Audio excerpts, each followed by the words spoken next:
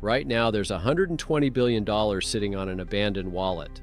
They haven't moved in 13 years, and anyone who tried to find out who they belong to either disappeared or suddenly lost interest. My name is Mr. Dark Web, and I know why Satoshi Nakamoto had to disappear. I've been gathering information about one of the most enigmatic figures of the digital age. The man who created the technology that revolutionized money and vanished into thin air, leaving behind a code that changed the world and a fortune that no one dares touch. This story started for me in February of 2024. I was looking through the old archives of the Bitcoin Talk forum when I came across a strange detail. In one of the posts from 2010 years ago, a user called Old Miner mentioned that he had received a private message from Satoshi warning him not to mine too many coins. The post itself was edited 7 times, and each time details were removed from it. The last edit was dated April 2011, 2 days before Satoshi disappeared. I started digging deeper. I contacted people who remembered those times. Most of them refused to talk, but those who did say the same thing. Satoshi had been acting strangely in the last weeks before he disappeared. He'd become more paranoid, started erasing traces, handing over authority, like he was preparing for something inevitable. There are legends on the Darknet about a closed forum called Crypto Ghosts, where those who knew Satoshi personally supposedly gather. I managed to get an invitation through someone whose name I can't give. What I found there made me look at the history of Bitcoin in a new way. Correspondence archives, technical documents that are not publicly available, and most importantly, a chronology of events that does not coincide with the official version. But before we dive into these materials, we need to understand the context. The year is 2008. The world is on the verge of the greatest financial collapse since the Great Depression. Banks are falling one by one. Governments are printing trillions to save a system that is rotten to the core. And just at that moment, a 9-page document appears out of nowhere, signed by a name that doesn't exist, Satoshi Nakamoto. Even the name itself is a mystery. Translated from Japanese, it means clear thinking within the foundation, or central intelligence. But all evidence points to the fact that Bitcoin's creator had nothing to do with Japan. The British spelling in the code and messages, the time of activity corresponding to the London time zone, the academic writing style. Everything said that behind the pseudonym was someone else entirely. Over the years of investigating, I've seen many theories about who Satoshi is, from the insane to the frighteningly plausible. But the real story has proven to be more complicated than any of them. It's not just a story about the creation of cryptocurrency. It's a story about a genius who realized he was creating a weapon that could bring down the world's financial system. And he disappeared at the very moment when his creation began to attract interest from those who should not have known about it. On the 18th of August 2008, someone registered the bitcoin.org domain through an anonymous service in Panama. The payment went through several proxy wallets, with the trail getting lost in a Japanese payment system. At the same time, Lehman Brothers was 4 weeks away from a collapse that would take the entire world economy with it. But the story began a little earlier. On the 22nd of August, a letter from an unknown sender arrived at the post office of Wei Dai, a famous cypherpunk. It was signed with Satoshi Nakamoto's name. The message stated that he was working on an electronic money system that did not require a trusted third party. Wei Dai later admitted that at first he thought it was just another naive enthusiast project. He received dozens of such emails, but something in the technical description made him respond. On the CryptoGhost forum, I found a screenshot of that very correspondence. The details that Satoshi described to Wei were not included in the final version of the white paper. He mentioned the need to create a system that would survive not just an economic crisis, but attempts by governments to destroy it. In one of the letters, there was a phrase that was carefully scrubbed from all the archives. It was that the system should have a period of quiet growth until it became too big to stop. On the 31st of October 2008, the crypto mailing list Metzdout received a letter that would change the world. A 9-page white paper titled Bitcoin, a peer-to-peer electronic cash system. The white paper was impeccably written. Academic style, precise structure, elegant solutions to the most complex problems that cryptographers have been working on for decades. But the most interesting thing was in the details. The analysis of the metadata of the PDF file, which was carried out by experts in 2014, showed a strange thing. The document had been created in OpenOffice version 2.4, which at that time was used mainly in academic circles in the UK. The timestamp of the file's creation indicated the second half of the day at Greenwich Mean Time. The Bitcoin Talk forum archives contained the first reactions to the white paper. Most cryptographers were skeptical. Hal Finney, a legend of the crypto-punk movement, wrote that the idea was interesting, but hardly viable. Nick Szabo didn't react at all, although it later emerged that he had scrutinized the document. An interesting detail: the IP addresses from which Satoshi answered the first questions were constantly changing, but they all went through the Tor network. Satoshi methodically answered each objection. His answers gave the appearance of a man who had thought out the system down to the smallest detail. He didn't improvise. He knew the answers in advance. In one of his messages, he mentioned that he had been working on the code for a year and a half. That meant that the project had begun in the spring of 2007 year, when no one had suspected the impending crisis. Or did he suspect it?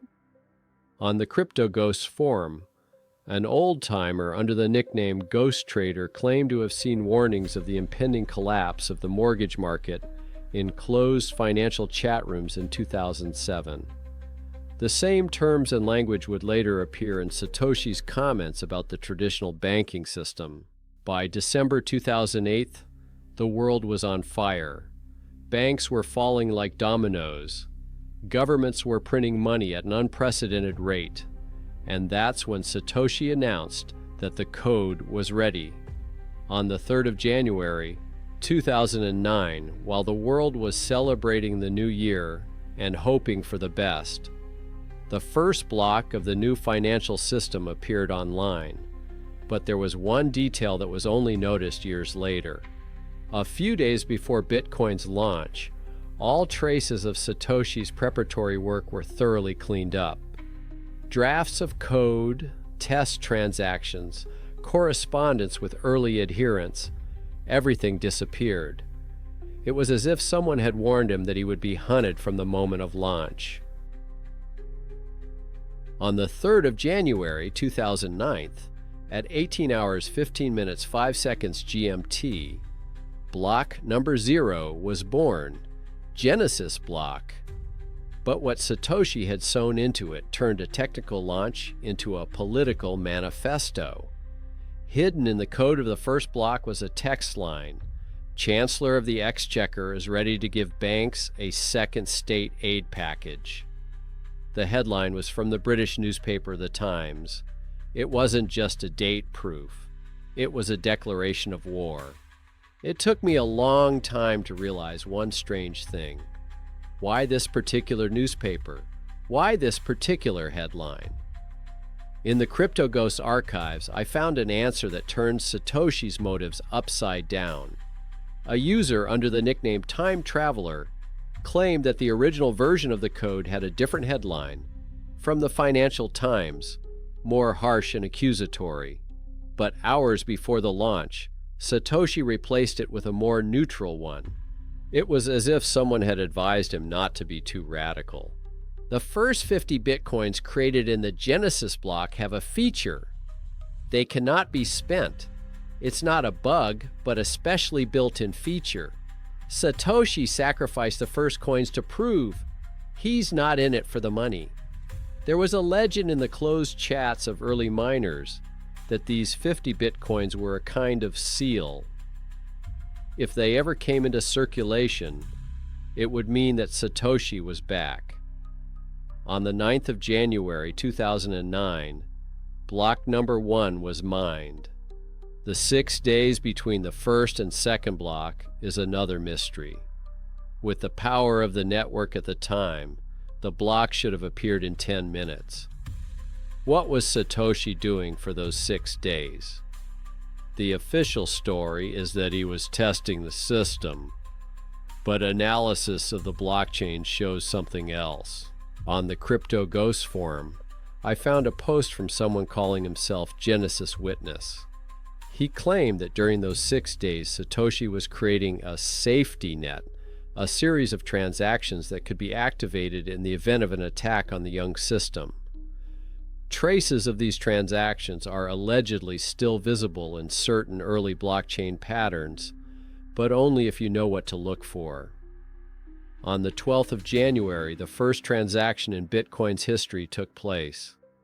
Satoshi sent 10 coins to Hal Finney, a cryptographer, and one of the few people who believed in the project from the beginning. Finney later recounted that Satoshi asked him to run the node and help with testing, but there was a detail that Finney only mentioned in private correspondence that surfaced online after his death. Satoshi warned him not to publicize his involvement or draw attention to the project early. In the first weeks, Satoshi mined almost single-handedly. The power of his equipment was staggering. He controlled about 90% of the network. Calculations show that he had at least 50 computers working around the clock. For the year 2009, this meant a serious investment, at least $100,000 just for the equipment. Where does an anonymous programmer get that kind of money? In the documents I found on Crypto Ghosts, there's a theory. A few months before Bitcoin was launched, someone made a series of bets against the banking sector in the derivatives market. The winnings totaled about $3 million. The funds were withdrawn through an offshore network and disappeared. The timestamps of these transactions strangely coincide with Satoshi's periods of inactivity in the forums. By February of the year 2009, several more people had joined mining. Satoshi personally wrote to each of them, explaining how to set up the software. But there was a strange pattern. He always advised to mine in moderation, not to be greedy. In one of his emails, a screenshot of which has been preserved in the archives, he wrote a phrase that gives me goosebumps. He said that those who mined too much in the beginning would regret it later when someone came after them. By March 2009, Bitcoin had already been operating for 2 months. The system was stable, and the number of participants was slowly growing. And it was then that an event occurred that people prefer not to remember. Someone tried to conduct a 51% attack to seize control of the network. The attack failed, but not because of technical defenses. The attacker simply stopped. The logs that were recovered show that the attacker abruptly stopped the attack and never appeared on the Bitcoin network again. A week after the incident, Satoshi changed his behavior pattern. He became even more cautious, started using additional levels of encryption, and changed his activity times.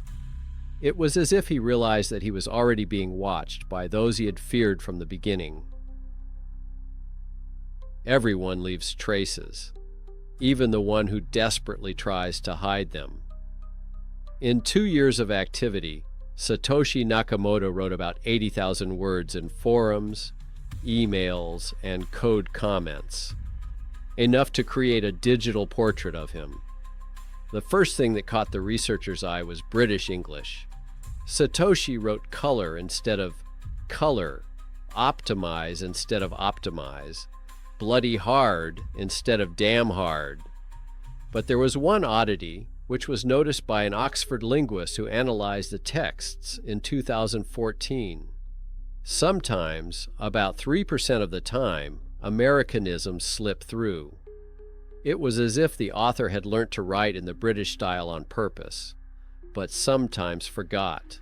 On the CryptoGhost forum, I found a more in-depth analysis. User Linguistanon conducted a stylometric analysis of all Satoshi's texts and found a striking thing.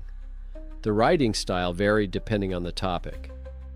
When Satoshi wrote about cryptography, he used short, chopped phrases. When he explained economic aspects, he used long, complex sentences with many adjectives.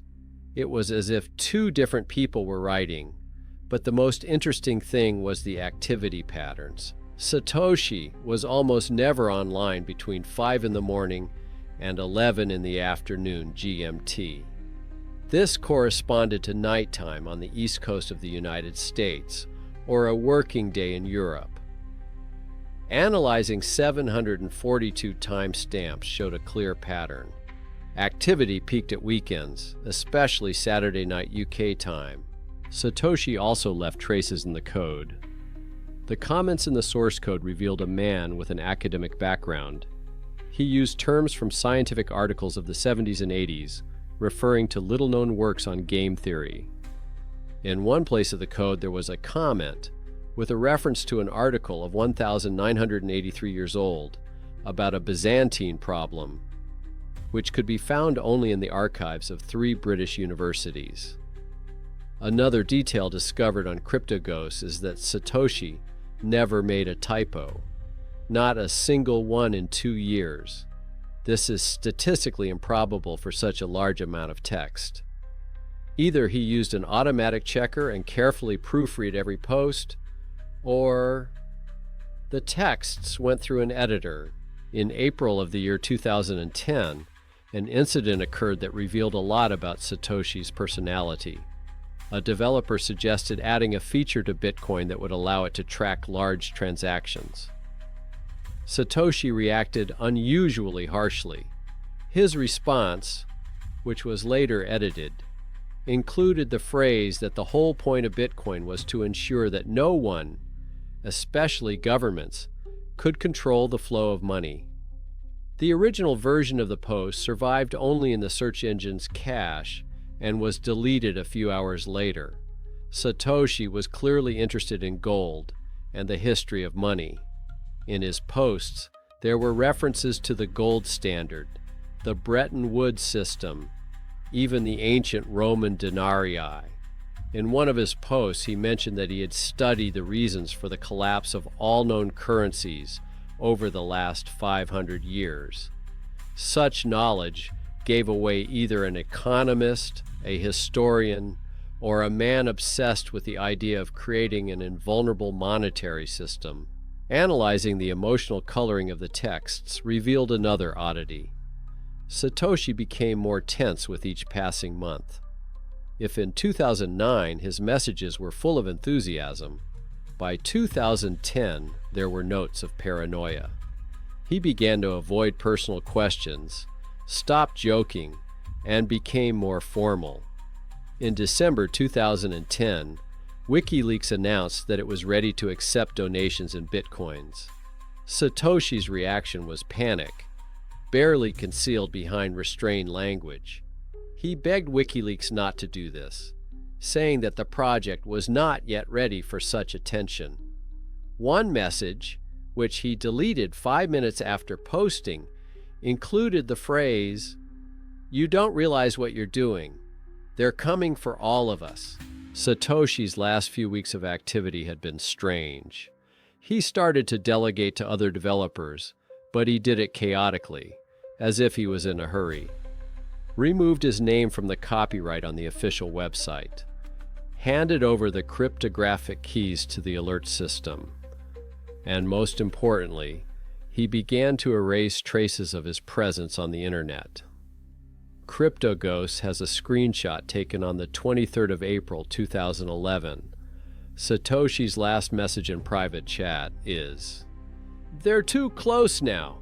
I need to disappear. Don't look for me." 3 hours after this message, all of Satoshi Nakamoto's accounts were silenced forever. On the 20th of April, 2011, Gavin Andresen, the main Bitcoin developer after Satoshi, made an announcement that changed everything. He was going to give a presentation about Bitcoin at the CIA headquarters in Langley, Virginia. The meeting was scheduled for June. The CryptoGhosts archives have preserved correspondence that began immediately after this announcement. Satoshi wrote Gavin just one sentence: "I thought you understood why this is a bad idea." Gavin replied that he wanted to legitimize Bitcoin, to show that it is not a tool for criminals. Satoshi didn't respond again. Not at all. Never. But there was a detail that only a few people in the inner circle knew.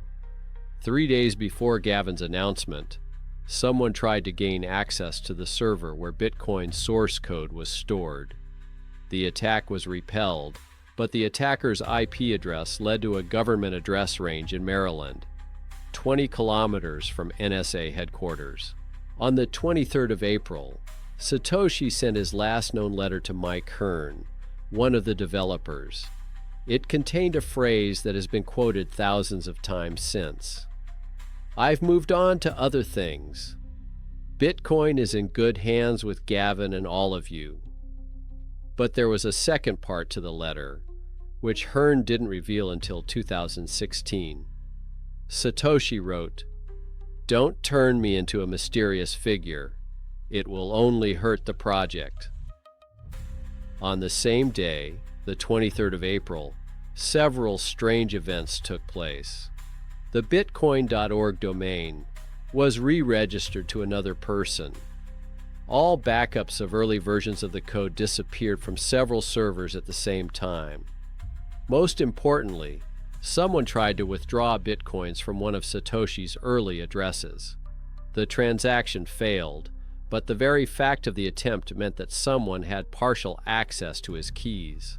The CryptoGhosts forum has a post from a person claiming to have worked for one of the domain registrar companies at the time. According to him, the request to change bitcoin.org data came with documents that are usually provided by law enforcement agencies during investigations. The company complied with the request without question. On the 26th of April 2011, Satoshi Nakamoto disappeared for good. But the disappearance was strange. Usually when people disappear from the internet, traces are left behind. Inactive accounts, old posts, digital rubbish. In Satoshi's case, everything had been cleaned out. It was as if someone had gone over the internet with a digital eraser. A month after Satoshi's disappearance, documents from a European intelligence agency were leaked. The documents mentioned Operation Digital Gold, which was aimed at identifying the creators of anonymous payment systems. Bitcoin was on the list of priority targets. The start date of the operation was the 15th of April, 2011. Gavin Andresen spoke at the CIA after all. The meeting went well, he said, and the agency showed a healthy interest in the technology. But there was one oddity. After he returned, Gavin changed. He stopped talking about Satoshi, avoided questions about him, and in 2016 he said he thought Craig Wright was the real Satoshi, a statement so absurd that many thought Gavin had been forced to say it. In July 2011, 3 months after Satoshi's disappearance, the first major Bitcoin theft occurred. A hacker stole 25,000 coins from the Mt. Gox exchange. But the strange thing was that the stolen coins were sent to addresses that belonged to Satoshi. More specifically, to addresses that Satoshi had been mining from in the year 2009. It was like someone was trying to lure him out of hiding. On CryptoGhosts, there is a theory that Satoshi did not just disappear. he was forced to fake his own digital death. As proof, they cite a fact. A week before his disappearance, someone bought 3 passports of Caribbean countries through shell companies. The documents were issued to people with the initials SN.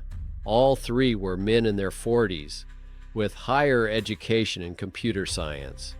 But the creepiest thing I found was in a private section of the forum, a screenshot of a message sent from Satoshi's account 6 months after his disappearance. Just 3 words, "They found me." The message was deleted after 30 seconds, but one person managed to take a screenshot. The sender's IP address led to Eastern Europe, but it could have been a VPN. 13 years have passed since then. Satoshi's accounts are silent. His bitcoins haven't moved. But anyone who has tried to seriously investigate his disappearance has sooner or later received a warning. Sometimes polite, sometimes not so polite. Satoshi Nakamoto's story has become a taboo that everyone knows about, but prefers to keep quiet. In the 13 years of the search for Satoshi Nakamoto, dozens of journalists, hackers, and cryptanalysts have spent thousands of hours trying to solve the biggest mystery of the digital age. Some have come too close to solving it. Others have fallen victim to their own ambitions. The most high-profile hunt began in December of 2015. Wired and Gizmodo magazines simultaneously published investigations pointing to Australian scientist Craig Wright. The evidence looked convincing. Leaked documents, emails, blog posts.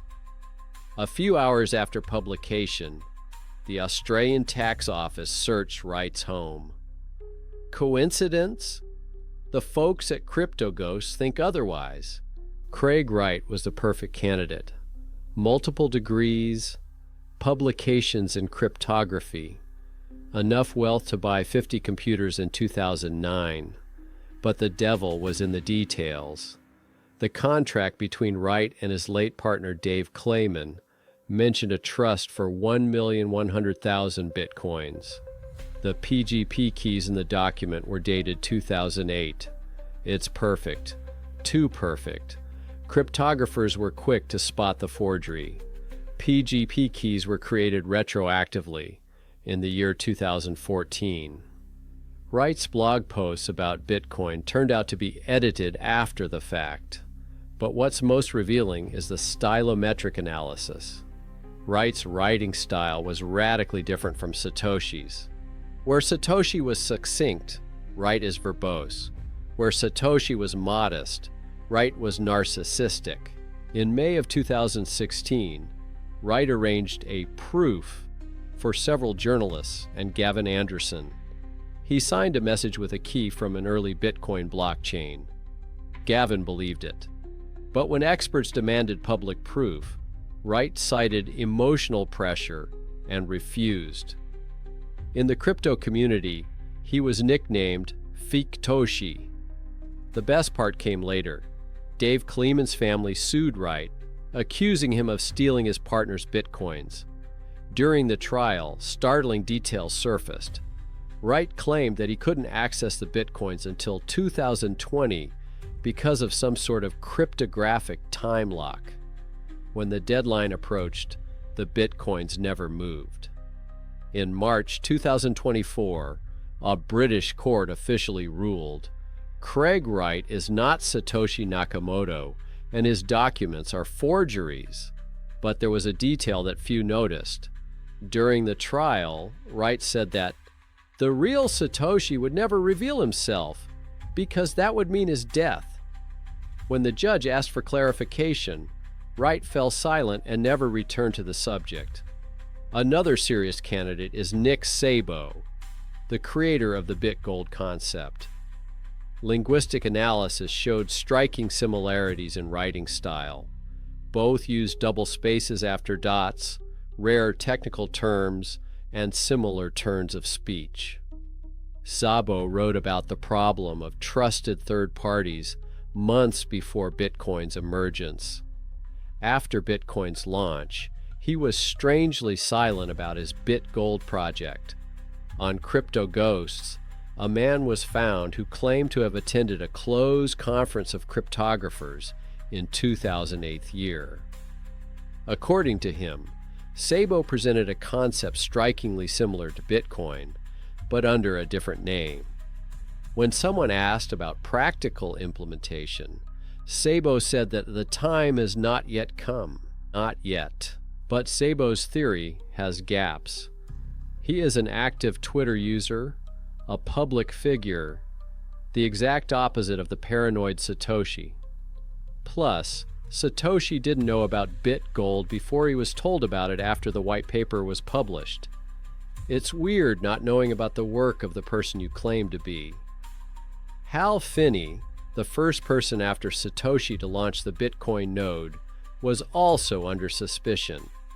He lived a few blocks away from Dorian Nakamoto, the man with the real name Satoshi Nakamoto, who journalists mistook for the creator of Bitcoin. Coincidence? Finney died in 2014 of amyotrophic lateral sclerosis, taking all the secrets with him. He froze his body in a cryo chamber before he died, hoping to be resurrected in the future. His cryptographic keys were frozen along with his body. The creepiest theory I found in the CryptoGhosts archives concerns Len Sassaman, a cryptographer and privacy activist. He committed suicide in July 2011, 2 months after Satoshi disappeared. Sassaman worked on anonymous payment systems, lived in Europe, and his time of activism coincided with Satoshi's patterns.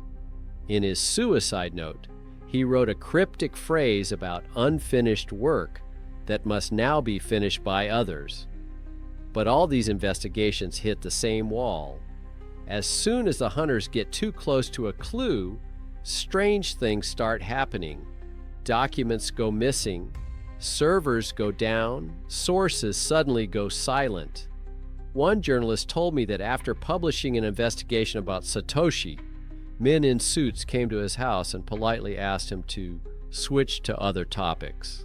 In 2019, a group of hackers claimed to have hacked into an old mailbox, possibly belonging to Satoshi. They promised to publish the contents for a ransom of 100 bitcoins. The money was collected in 12 hours. But the publication never happened. The hackers disappeared, the site was deleted, and the money was returned to the senders. It was as if someone very powerful decided that the world didn't need to know the truth. On the 8th of September 2014, the crypto community woke up to news that made everyone freeze.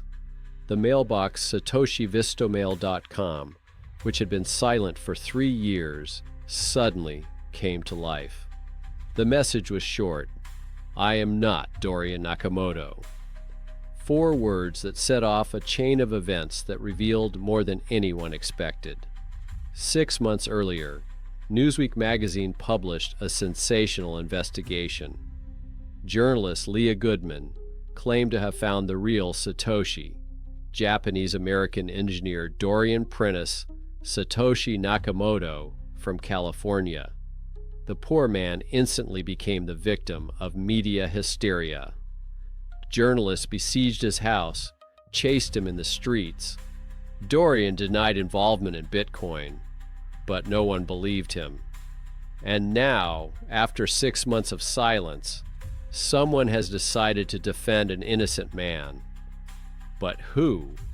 The hacker who broke into the mail? Satoshi himself coming out of the shadows?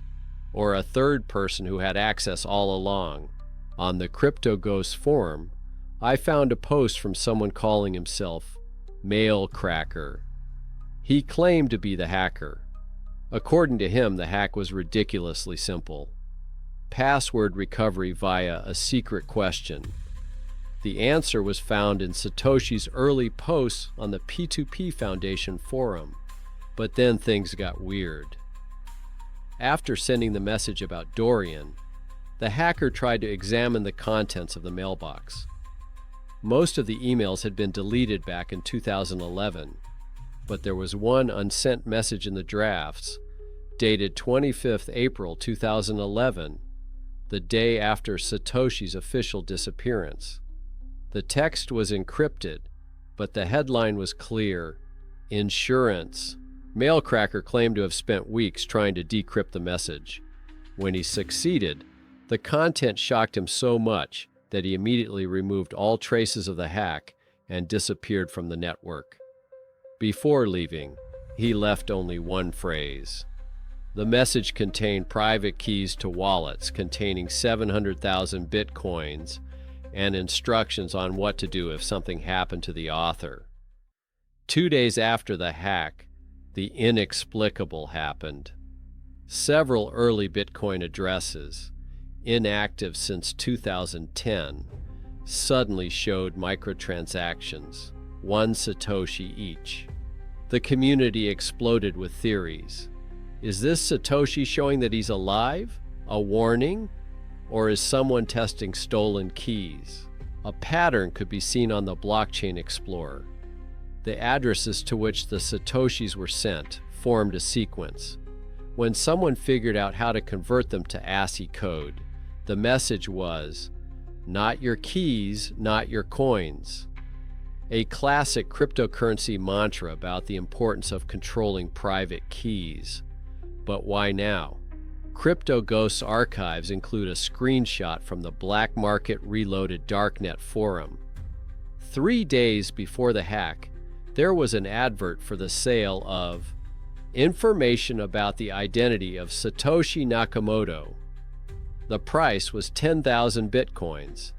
The ad ran for 6 hours and disappeared, but one user managed to contact the seller. According to him, the seller provided evidence, a photo of a passport with smudged data, except for the initials SN, and a fragment of Bitcoin code with comments, which are not in the public version. After the email hack, there was a real panic among early Bitcoin investors. If a hacker got access to Satoshi's keys, he could crash the market by selling 1,200,000 bitcoins. The price dropped 30% in 24 hours. But Satoshi's coins didn't move. Not a single one. A week after the hack, all Satoshi-related domains and mailboxes were put under enhanced protection. Someone paid for the premium protection 10 years in advance, using bitcoins from a 2011-year-old wallet. The transaction was traced to an address that was last active the day before Satoshi disappeared. The strangest thing happened to Mailcracker itself. After he disappeared from the network, several people tried to find him. The trail led to Eastern Europe, then to Asia, and then broke off. A month later, a post from his account appeared on a forum. "Forget about Satoshi. Some secrets must remain secrets. I realized this too late." In December 2014, an unnamed European bank was leaked. The documents referred to an account opened in April 2011 in the name of SN Technologies. The account contained 300 million euros converted from bitcoins at the exchange rate of the time. The account was frozen at the request of Interpol, but the money was never recovered. After the events of 2014, the hunt for Satoshi took a new turn. Now everyone realized that whoever was hiding behind that name hadn't just disappeared. He had prepared a multi-layered system of defenses, safeguards, and traps for those who would come too close. And most importantly, he or those protecting him were still monitoring the situation. 1,200,000 bitcoins, $120 billion at current exchange rates, 5% of all bitcoins that will ever exist. They've been sitting at 50,000 addresses, untouched since 2010. It's not just wealth, it's a doomsday weapon for the crypto market. Blockchain analysts spent years mapping these addresses. The mining pattern was unique. Satoshi mined methodically, almost mechanically. Each block was exactly 50 bitcoins. No pooling, no spending. It was like a robot programmed to accumulate. But there was one anomaly that was only noticed in 2018. Every 10,000th block Satoshi didn't touch. He skipped it. It couldn't be a coincidence. The probability of such a coincidence tends to zero. There's a theory on crypto ghosts. These blocks are markers left for someone who knows what to look for. Perhaps for himself. Perhaps for a successor. In 2017, when Bitcoin reached $20,000, Satoshi's fortune was estimated at $20 billion. He would have been among the top 50 richest people in the world. Analysts at Goldman Sachs released a secret report that hit the web. It said that if Satoshi's coin started to move, it would cause a panic that could collapse not only the crypto market, but also the traditional financial markets that were already closely linked to it. But there's an even more frightening theory. What if Satoshi mined those coins knowing he would never spend them? What if it was a sacrifice, taking 5% of the issue to create a deficit? There are hints in his early posts. He wrote about the need for the right balance and long-term sustainability. Perhaps 1,200,000 bitcoins is not wealth, but the foundation on which the whole system rests. On the CryptoGhost forum, I found a post from a quantum cryptographer. He analyzed Satoshi addresses and found something disturbing. The private keys to these addresses were not randomly generated. They contain a mathematical pattern that will become vulnerable when sufficiently powerful quantum computers become available. He estimated that this would happen between 2030 and 2035. This means that Satoshi coins have an expiry date, a timer ticking in the opposite direction. Either they will be spent before the quantum era arrives, or they will fall prey to the first person to gain access to a quantum computer of sufficient power. And Satoshi should have known that. He's too smart not to foresee the advancement of technology. In the year 2020, there was an incident that few people know about. A large mining farm in China discovered a block with an anomaly. It contained a hidden transaction not visible to normal explorers. The transaction moved 0 bitcoins from one Satoshi address to another. A technically meaningless transaction, but encoded in the metadata was a message. Soon, Chinese authorities confiscated the farm's equipment and closed it down. The official reason was violation of energy quotas, but insiders say the real reason was panic in the government. If Satoshi is alive and preparing to return, it could mean the end of the state monopoly on money. There's another detail I found in the archives. In the year 2009, Satoshi wrote a strange comment in code. In 21 years, everything will fall into place. 21 is a sacred number for Bitcoin. 21 million coins. 2009 plus 21 equals 2030 years. A coincidence with the prediction about quantum computers? Or did Satoshi build something more into the system? The craziest theory I've heard from an old-timer with crypto ghosts goes like this. Satoshi coins are not just bitcoins. There's a message encrypted in their arrangement on the blockchain, or an instruction, or the key to something bigger. You just have to know how to read it. Several groups of cryptographers have independently tried to decipher the pattern. They all stopped at about the same stage, refused to explain why.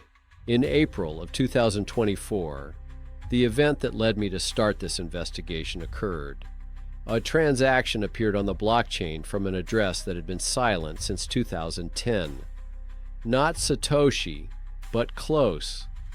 The address belonged to someone in the first 10 miners. The transaction had a message. He never left. He's waiting. You'll know the truth soon. I spent months trying to trace the sender. I failed. I started this investigation with a simple question: who is Satoshi Nakamoto?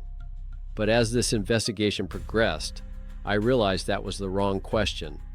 The right question is, why did Satoshi Nakamoto have to disappear? The answer lies on the surface, hidden in plain sight. Bitcoin is not just electronic money. It is a virus launched into the global financial system.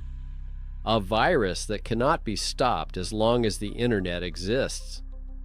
And Satoshi knew that once those in power realized the true nature of his creation, they would come after him. Not to reward him, to force him to destroy what he had created, or to control it. But Satoshi was smarter than that. He didn't just disappear, he became a myth, a legend, an idea that couldn't be arrested or killed. In the meantime, $120 billion continues to lie untouched. A digital monument to the man who gave the world financial freedom and disappeared to protect it. Every day, these sleeping coins are a reminder that some things are more valuable than money, that true power lies in the ability to give it up, that the most powerful man in the world is the one who can't be found. My investigation is coming to an end, not because I've learned everything, it's because I've learned enough. As always, you're Mr. Dark Web.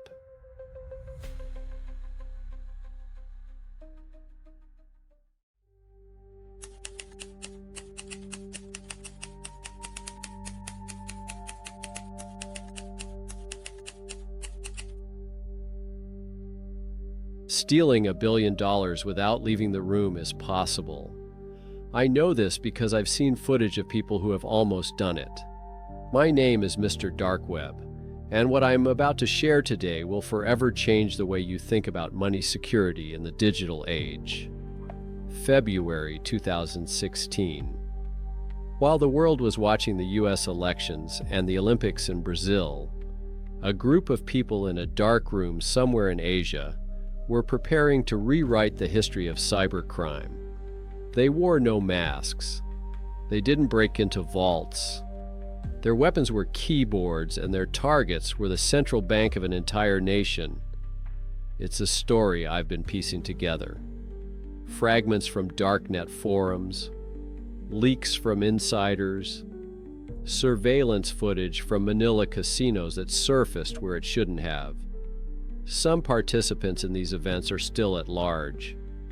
Others, let's just say their silence wasn't bought with money. But the worst part of this story is not the scale of the theft. It's how close they came to success. Morning of the 5th of February 2016, Dhaka, Bangladesh. The central bank employee, referred to as M in the Darknet archives, came to work earlier than usual. At 9 a.m. local time, the International Transfer Department greeted him with an unusual silence. But it was something else that alerted him. The printer was silent. This Swift-connected printer used to spit out dozens of pages every morning. Transaction confirmations, requests, notifications. Bangladesh Bank, as the country's central bank, handled millions of dollars worth of transactions every day. The printer was the voice of the system, its physical embodiment in the world of paper and ink. At first he thought of jammed paper, then he checked the indicators. Dead.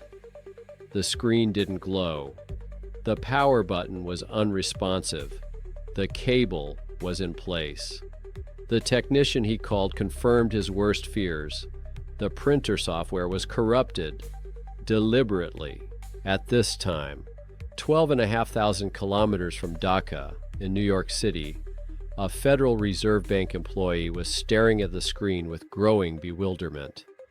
$101 million had disappeared from the reserve account of the Bangladesh Bank in the past few hours. 35 payment orders, all with the correct authorization codes, all through the secure SWIFT system. Everything looked legit, except for one detail. The amounts were huge and the recipients unusual. According to information I received through contacts in the Asian cyber underground, the Lazarus hacker group was in a rented room somewhere on the border between China and North Korea. They hadn't slept in 48 hours. Months of preparation had come down to those hours. January, they spent studying the bank's internal system through embedded malware.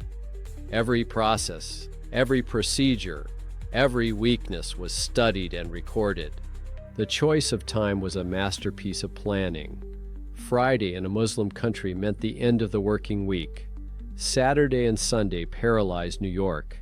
And the 8th of February, Chinese New Year, guaranteed that the Philippine banks where the money was going would be closed. 5 days head start. 5 days to launder the money through Manila's casinos and disappear into the digital fog. On their monitors, the status of the first 5 transactions glowed green. $81 million was on its way. But the remaining 30 transactions, $850 million, were still being processed by the system. It was then that an FRB employee in New York revealed the details of transaction number 6. $20 million was to go to the Shalika Foundation in Sri Lanka. His trained eye spotted the anomaly instantly. The payment order said Shalika Foundation, Ni Foundation. In the world of international wire transfers, where every letter is triple-checked, such mistakes don't happen. It was a red flag screaming fraud. The employee reached for the phone to contact Deutsche Bank, which had brokered the transaction. In a rented room on the border between the two countries, Lazarus Group members saw the status of the remaining transactions change. In processing became suspended. $850 million hung in the digital space between Dhaka and New York. One of the hackers, known on the Darknet under the pseudonym Architect, began frantically checking the system logs. Where's the error? What went wrong? Months of preparation, a perfect plan, flawless execution, and it all fell apart because of something they'd missed. What they didn't know yet was that one letter had ruined them.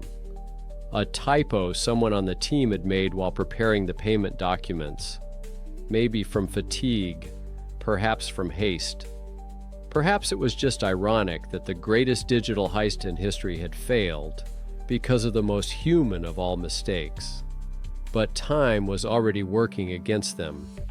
The FRB security system noticed another anomaly. One of the recipients in the Philippines had the word Jupiter in its address. The same name was carried by an Iranian ship under sanctions. Automated systems raised the alarm. In Dhaka, technicians were still fiddling with the printer, unaware that their national reserve had already lost an amount equal to 5% of the country's annual budget. But very soon the printer will be working, and then the real nightmare will begin. To understand how the robbery of the century happened, we need to go back a few years. In 2011, the world learned about the existence of a group that would later receive many names: Lazarus Group, Guardians of Peace, Hidden Cobra, Zinc. But on the Darknet they were called more simply Shadows. According to files I received from a former employee of a cybersecurity company, Lazarus started small. DDoS attacks on South Korean banks and TV channels. Then there was the year 2013 and the attempted hack of Sonali Bank in the same Bangladesh. A trial balloon, a dress rehearsal. They didn't have enough experience then, but they were learning. The year 2014 brought them glory. The Sony Pictures Entertainment hack rocked Hollywood. Terabytes of internal correspondence, unreleased films, employees' personal data, all were in the public domain. The world saw what hackers from a country that many thought was technologically backward were capable of. But that was just the beginning. In Pyongyang, in an unmarked building on a street whose name doesn't appear on Google Maps, Division 121, North Korea's elite cyber warfare unit, operated. Of the 6,000 hackers trained by the regime, only 300 made it here. The best of the best. Park Jin-hyuk, whose name would later appear in FBI indictment documents, was one of them. A graduate of Pyongyang University of Computer Technology, he spent 3 years in China studying Western banking systems under the guise of working for an IT company. His specialty was SWIFT, an international bank transfer system used by 11,000 financial institutions in 200 countries. SWIFT was considered impregnable, not because it could not be technically hacked. Any system can be hacked, but because for a successful theft, it was necessary not just to gain access. You had to understand the procedures, know the right codes, mimic the behavior of legitimate users. It required months, if not years, of training. In the autumn of 2015, the Lazarus Group was given an assignment that, according to my sources, came from the top. North Korea needed money. Sanctions were strangling the economy. The nuclear program required billions. Traditional sources of revenue, smuggling, drugs, counterfeit dollars, no longer covered the costs. The plan was audacious in its simplicity. Find a bank in a developing country with weak security. Get access to their SWIFT system. Wait for the right moment. And empty their reserve account at the Federal Reserve Bank of New York, where most of the world's central banks kept their dollars. The choice was Bangladesh, a country of 160 million people, a rapidly growing economy, but an outdated cybersecurity infrastructure. The budget for the entire IT department of the central bank was $250,000 a year, less than the salary of a good security specialist in Silicon Valley. In January of 2016, the operation began. The first step was to penetrate the bank's network. According to reports that later leaked onto the Darknet, the hackers used targeted phishing. Several bank employees received letters that looked like normal work correspondence. It was enough for one to open the attachment. The malware they used was a programming masterpiece. It wasn't just stealing data, it was learning. It recorded how employees logged into the SWIFT system, what passwords they use, what time they send transactions, what real payment orders look like. The program even studied the handwriting of digital signatures, the unique style of each operator when entering data. But the most ingenious was the code responsible for the printer. The hackers knew that Bangladesh Bank used an old system. All SWIFT transactions were automatically printed out for manual verification. This was their Achilles heel. If the printer didn't work, no one would see suspicious transfers until it was too late. For 3 weeks, the program sat quietly in the system, transmitting data to servers somewhere in China. The hackers studied their victim like a surgeon studies anatomy before surgery. They knew they'd only get one chance, one shot to steal $1 billion. By the end of January, everything was ready. They had compiled a list of 35 transactions totaling $951 million. The recipients were carefully selected, individuals and organizations in the Philippines and Sri Lanka, countries with relatively lax banking regulations. Accounts were opened in advance in fictitious names through intermediaries. All that remained was to wait for the perfect moment. And it came on the first Friday in February. Everything was coming together. A weekend in 3 time zones, a holiday in the Philippines, minimal staff in banks. a cosmic alignment of planets for digital heist. On the 4th of February, Thursday evening Dhaka time, the hackers activated the final phase. The malware disabled the printer and started sending payment orders, one by one, with the correct codes, signatures, all the necessary authorizations. The SWIFT system accepted them as authentic. In New York, the FRB's automated systems began processing the requests. For them, these were routine transactions from a trusted partner, the central bank of a sovereign state. The first transaction went through, the second, the third, fourth, the fifth. $81 million began its journey through the world's financial system to accounts in the Philippines. The hackers were one step away from taking the remaining $870 million, and then one of them made a mistake that saved the world banking system from disaster. The 5th of February 2016, 3 o'clock in the morning, Dhaka time. In New York, it was still Thursday, 4 o'clock in the afternoon. The perfect time for transactions. American banks were working, Asian banks were asleep. The Lazarus Group team was watching the monitors in a rented space, which, according to the Darknet, was in the Chinese border city of Dandong. The first 5 transactions went smoothly. $20 million went to an account at Rizal Commercial Banking Corporation in the Philippines in the name of Alfred Santos Vergara. Another $30 million went into an account for Enrico Teodoro Vasquez at the same bank. The names were fictitious and the documents were forged, but the quality of the forgeries was so high that the bank did not suspect anything.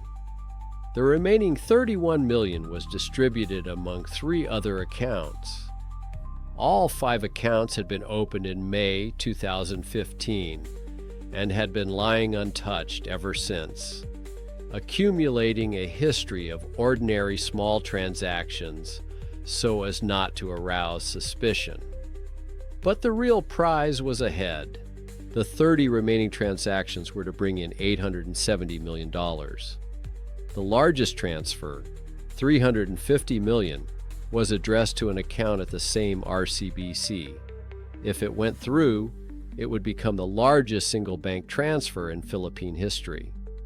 At 4:30 in the morning Dhaka time, the hackers sent the 6th transaction, $20 million to the Shalika Foundation in Sri Lanka. The organization existed in reality, a small charity helping local farmers. The hackers chose it specifically. Small, obscure, but real. Perfect cover. The transaction went into the SWIFT system and began its journey through the maze of international banking protocols. From Dhaka to New York, from New York to Deutsche Bank, which acted as the correspondent bank for the transfer to Sri Lanka. It was at Deutsche Bank that the first alarm went off. A compliance officer, whose name never appeared in public reports, noticed the discrepancy. In the bank's database, Shalika Foundation was recorded as Shalika Foundation. On the payment order, it was Shalika Foundation. Normally, this would have gone unnoticed, but $20 million is a sum that automatically requires extra attention. A staff member opened the transfer history of Bangladesh Bank. In the last 6 months, the largest transfer was $2 million. Suddenly, there was a series of transactions worth hundreds of millions. Deutsche Bank sent a request to the Federal Reserve Bank of New York. Check transaction number 6. Possible fraud. At the FRB, the request went to an analyst who was already starting to worry. The bank's security system raised a red flag on another transaction. The recipient's address in the Philippines included Jupiter Street. Jupiter is also the name of an Iranian tanker under UN sanctions. A coincidence? Perhaps. But in the world of international finance, coincidences can be worth billions. The analyst made a decision that saved $870 million. He froze all remaining transactions and sent an emergency request to the Bangladesh bank. Confirmed the authenticity of the payment orders. The problem was that it was already Friday, the end of the working day in Dhaka. The central bank offices were closing, and the printer that was supposed to print the request notice was still broken. In Dandong, panic was growing. On the monitors, the status of 30 transactions was frozen and additional verification required. The hackers tried to figure out what had gone wrong. They checked the logs, looked for traces of detection, analyzed the traffic. Nothing. Their malware was still controlling the bank system, but the money wasn't flowing. One member of the group, known by the nickname Collector, began looking at the documents they had sent. Line by line, character by character. In the 23rd minute of searching, he found it. A typo. Foundation instead of foundation. According to what later appeared on hacker forums, a dead silence hung in the room. Months of preparation, a perfect plan, flawless execution, and everything is ruined because of one letter. Someone on the team made a mistake while preparing the documents. Perhaps it was fatigue. They had been working without sleep for the third day. Perhaps it was a peculiarity of the North Korean keyboard when typing Latin, or just human error. But the time for finding the culprits would come later. Right now, they had to save the operation. They still had $81 million in transit. That money had to be laundered and out before the world knew about the theft. Plan B went into action. People were already waiting in the Philippines. As soon as the money arrived in the RCBC accounts, it would be immediately transferred onwards. Some of it into cash through money changers, some to casinos, where the trail of money would be lost among the chips and bets, some into jewelry and real estate. On Monday, the 8th of February, the Philippines celebrated Chinese New Year. The banks were closed, but the casinos were open, and it was there, amid the clinking of coins and shuffling of cards, that the stolen millions began their transformation from digital records to real assets. In Manila, in the private VIP lounges of the Soler and Midas casinos, unknown players bet $1 million at a time. They were playing Baccarat, a game where the odds are almost equal, and losing can be put down to bad luck. Some lost, others won. Money flowed from account to account, losing touch with its original source. Kim Wong, owner of the Eastern Hawaii Leisure Company casino, would later admit to receiving $31 million for Chinese high rollers. He claimed he had no knowledge of the origin of the money. $15 million he would later return to authorities. The remaining 16 will disappear into the labyrinths of Asia's shadow economy. Meanwhile, it was Monday morning in Dhaka. Technicians had finally fixed the printer, replacing the damaged software. The first thing Central Bank Governor Atiur Rahman, returning from a weekend away, saw was a stack of finger-thick printouts. 35 payment orders, $951 million, 5 transactions, executed, 30 rejected. The governor looked at the numbers and couldn't believe his eyes. Someone had tried to steal almost $1 billion, and they had partially succeeded. 8th of February, 2016, 9 a.m., Dhaka time. An emergency meeting was convened in the office of the governor of the central bank. Atiur Rahman still could not believe what was happening. $81 million, 5% of the country's foreign exchange reserves, had disappeared. The first thing contacted was the Federal Reserve Bank of New York. The answer came quickly and was crushing. Yes, the transactions had been completed. Yes, all authorization codes were correct. No, the money can't be returned. It's already gone to the Philippines. And yes, you sent those payment orders yourself through your SWIFT system. panic gripped the bank. How did this happen? Who did it? And most importantly, can the money be recovered? The investigation began immediately. The first to arrive were specialists from World Informatics, a local SWIFT partner. What they discovered shocked everyone. The malware was introduced into the system back in January. For a whole month it had been sitting quietly on the network, writing, studying, preparing. The code was complex, professional. This was not the work of amateurs.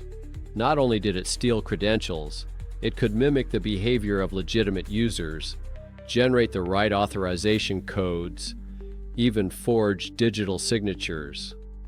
But the most sophisticated was the module responsible for the printer. He deliberately disabled it at just the right moment so that no one would notice the suspicious transactions. A parallel investigation began in the Philippines. Investigators from the Anti-Money Laundering Commission arrived at the RCBC office on the 9th of February. What they learned there only made the situation worse. All 5 of the accounts into which the money had come had been opened in fictitious names. The documents were forged, but of such high quality that they had passed all the bank's checks. Moreover, the accounts had been opened as early as May 2015, 9 months before the robbery. Someone had been planning this operation for almost a year. The manager of RCBC's Jupiter Street branch, Maya Santos de Guido, claimed she had no knowledge of the fraud, but investigators found an oddity. All 5 accounts were opened through her branch.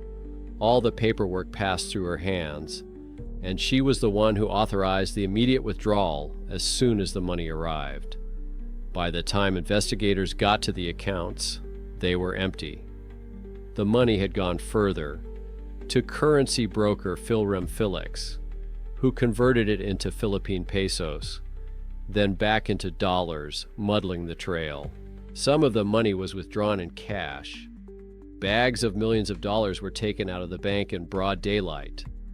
But the bulk of it, about 50 million, went to the casino. And here the investigators encountered a problem. In 2016, casinos in the Philippines did not fall under the anti-money laundering law. They weren't required to report suspicious transactions. They didn't keep detailed player records, and most importantly, had the right to customer privacy. Something incredible was going on in the Soler and Midas casinos. Unknown players who introduced themselves as Chinese businessmen were playing for sums rarely seen even in VIP rooms. $1 million on a single bet in baccarat, $2 million on roulette. They lost and won with such indifference as if they were playing for matches. Casino employees later said the players were behaving strangely. They weren't celebrating their winnings. They didn't get upset when they lost, just methodically betting, playing, exchanging chips. Some didn't even touch the free drinks. Unheard of behavior for high rollers. Kim Wong, a key figure in the scheme, appeared to be a simple junket operator, a man who brings wealthy players to casinos for a commission. But his role was much deeper than that. It was through his company, Eastern Hawaii Leisure, that much of the stolen money passed through.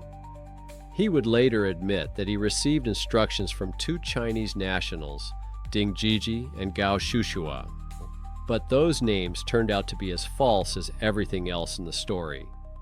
Meanwhile, the international investigation was gaining momentum.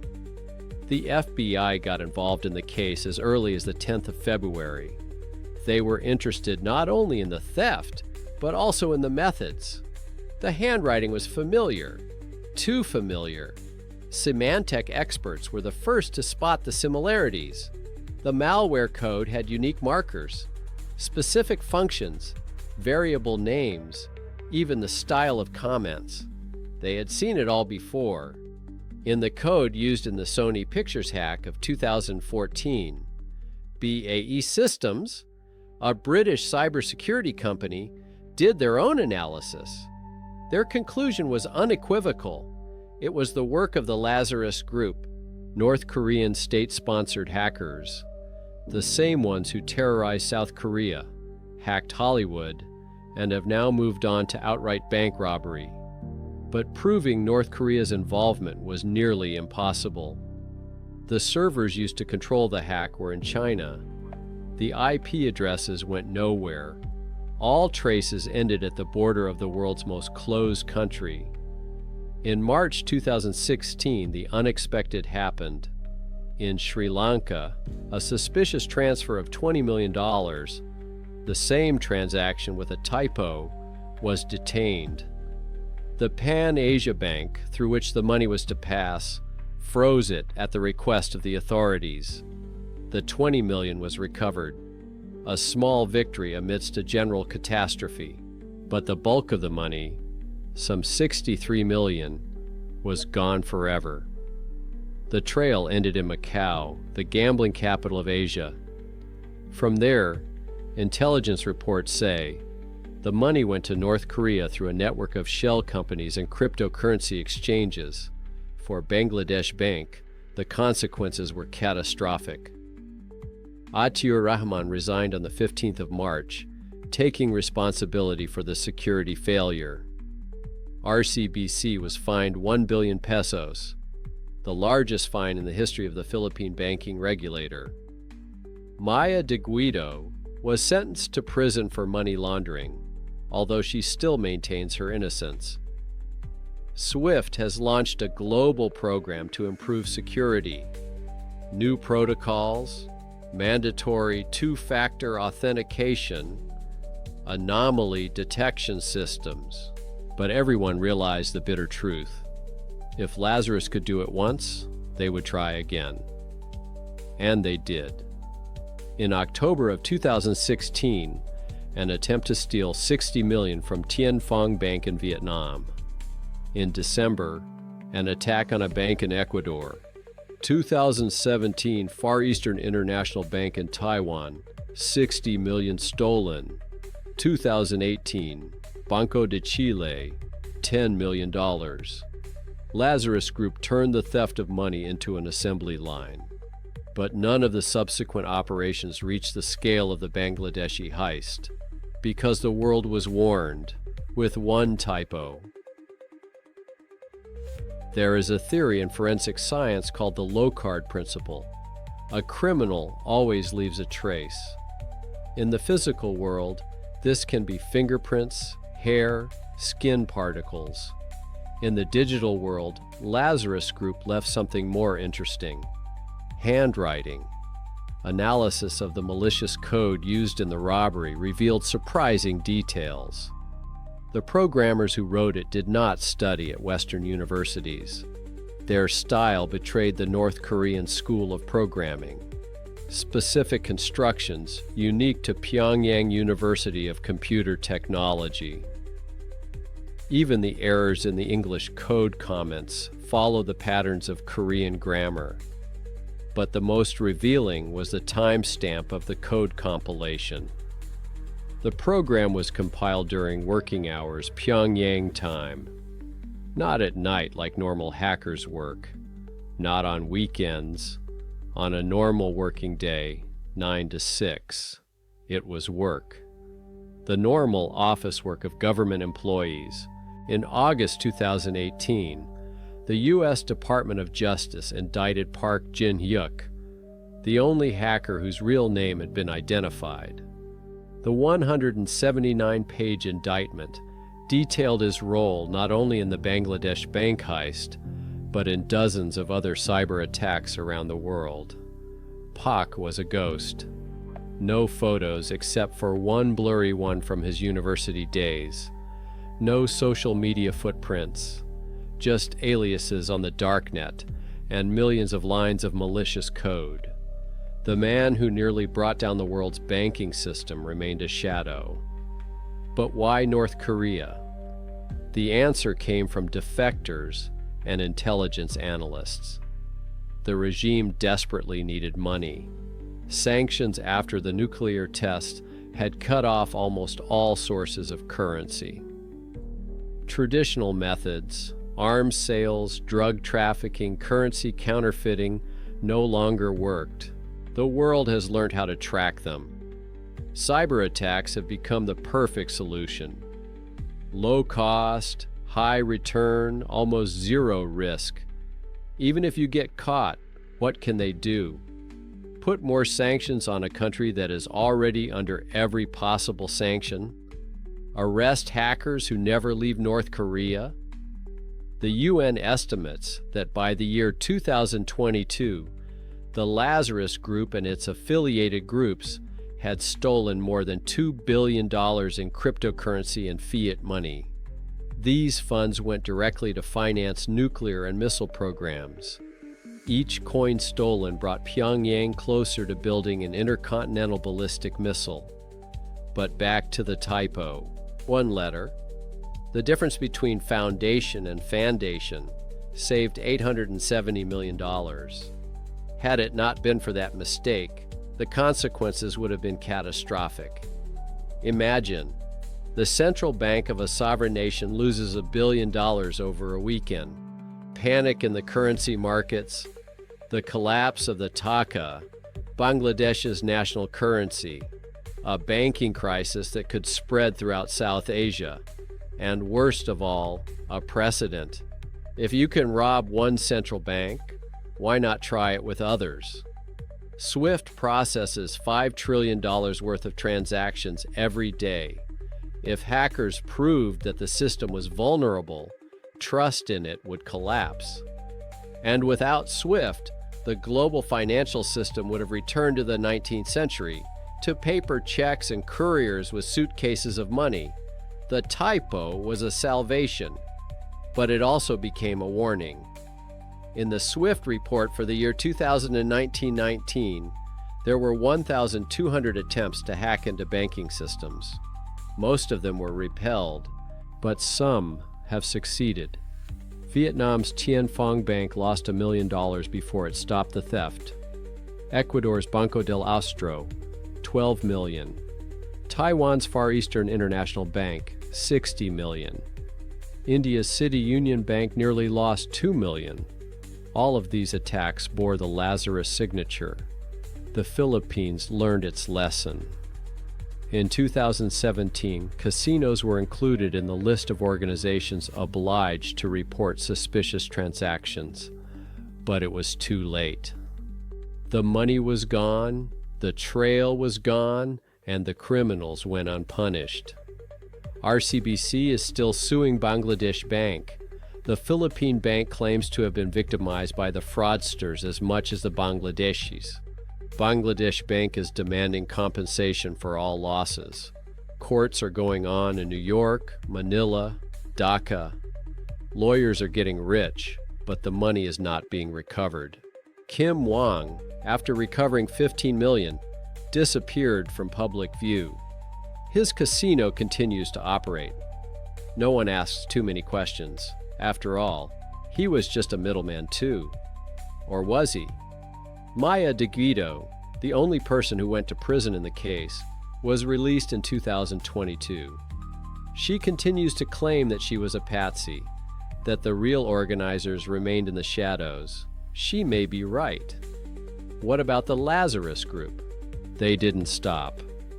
The year 2017 brought the world WannaCry, an encryption virus that infected 300,000 computers in 150 countries. 2022nd year, Axie Infinity hack, $620 million in cryptocurrency was stolen. 2022nd year, Harmony hack, $100 million. 2023, Atomic Wallet, $35 million. They learn, they adapt, they evolve. Each failure makes them stronger. Each success funds new attacks. And somewhere in Pyongyang, in a building without a sign, a new generation of hackers is learning from the mistakes of the past. They know there won't be a typo next time. The story I have told you is not over. It is continuing right now as you listen to these words. There is a forum on the Darknet that I won't tell you the name of. There, amidst discussions of hacks and leaks, there are occasional posts in Korean. They are written through multiple proxies, encrypted so that even the NSA can't read them. But sometimes, very rarely, screenshots appear. Banking systems, SWIFT transaction schemes, vulnerabilities that haven't been closed yet, and a list of targets. I've seen that list. Your bank could be on it. Lazarus Group has become a legend on the Darknet. Not heroes. Even there, they realize the dangers of what they're doing. But they are respected for professionalism, for daring, for showing that no system is invulnerable. That's what's important to understand. The Bangladesh bank robbery wasn't just a heist. It was a test of how far to go. And the answer was very far. Every day, trillions of dollars fly over fiber optic cables, numbers on screens, bits in the memory of servers. The entire global economy rests on trust in those numbers, on the belief that when you open a banking app, your money will be there. But what if it's not? I don't want to scare you, but I do want you to understand. The world has changed. Criminals don't rob banks with guns anymore. They do it with keyboards.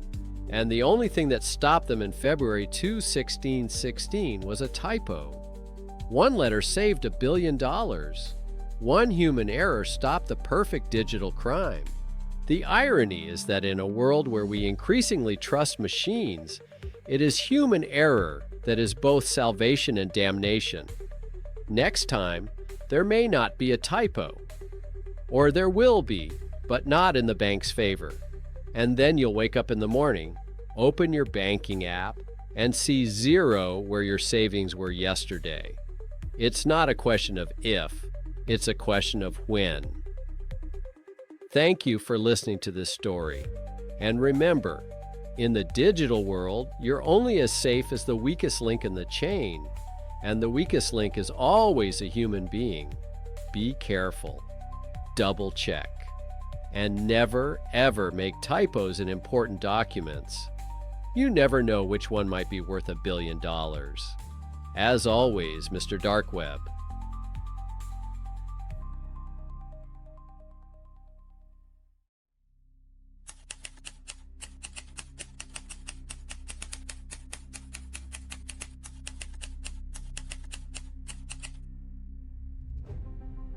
It's impossible to hack Rockstar Games, especially if you're under police surveillance, have your computer confiscated, and are locked in a hotel. 18-year-old Arian Cordage did it with an Amazon Fire Stick and a TV. My name is Mr. Dark Web, and today I'm going to tell you about a teenager who declared war on the tech giants and lost. Or did he win? September 2022 year. Travelodge Hotel in the suburbs of London. In a room on the 3rd floor, a skinny guy with disheveled hair sits. There are cops outside the door. He's under house arrest after being accused of hacking into Microsoft and Nvidia. His laptop has been confiscated. His smartphone seized. Any normal person in this situation would sit quietly and await trial. But Arian Cordage was not a normal person. While the guards drank coffee in the corridor, he plugged in an Amazon Fire Stick, a streaming device that the police did not consider dangerous, into the TV. Big mistake. Using a wireless keyboard and mouse, Arian loaded a browser through it, then connected to his rented server in Sweden. He had only a few hours left before another checkup. What happened next will go down in history as the most audacious hack in the video game industry. But to understand how an 18-year-old diagnosed with autism got to this point, we need to go back a few years. To the very beginning. Oxford, the year 2014. 10-year-old Arian sits in the headmaster's office. His mother is beside him, rubbing her temples tiredly. This is the third school in 2 years. Mrs. Cordage, we can't keep your son in a regular class any longer. He is special. Special. It's a word that's haunted Arian his whole life. Autism spectrum disorder, ADHD, socialization problems. In the real world, he was an outcast. Classmates avoided the strange boy who could talk for hours about the structure of computer code, but couldn't understand simple social cues. Teachers did not know what to do with him. He was transferred to a special school for children with special developmental needs. For most people, this would be the end of normal life. For Arian, it was the beginning. At home, in his room, he discovered another world. A world where you didn't have to understand people's emotions. A world of pure logic and code. A world where he was a god. Minecraft. For millions of kids, it's just a game about cubes. For Arian, it became his first playground for experimentation. In the year 2017, at the age of 13, he started simple. He used cheats to gain advantages. But he quickly realized, why use other people's software when you can create your own? He started learning Java, the language in which Minecraft is written. Then he learned how to find vulnerabilities in server code. Imagine, thousands of players building their worlds, and one teenager can bring it all down with one line of code.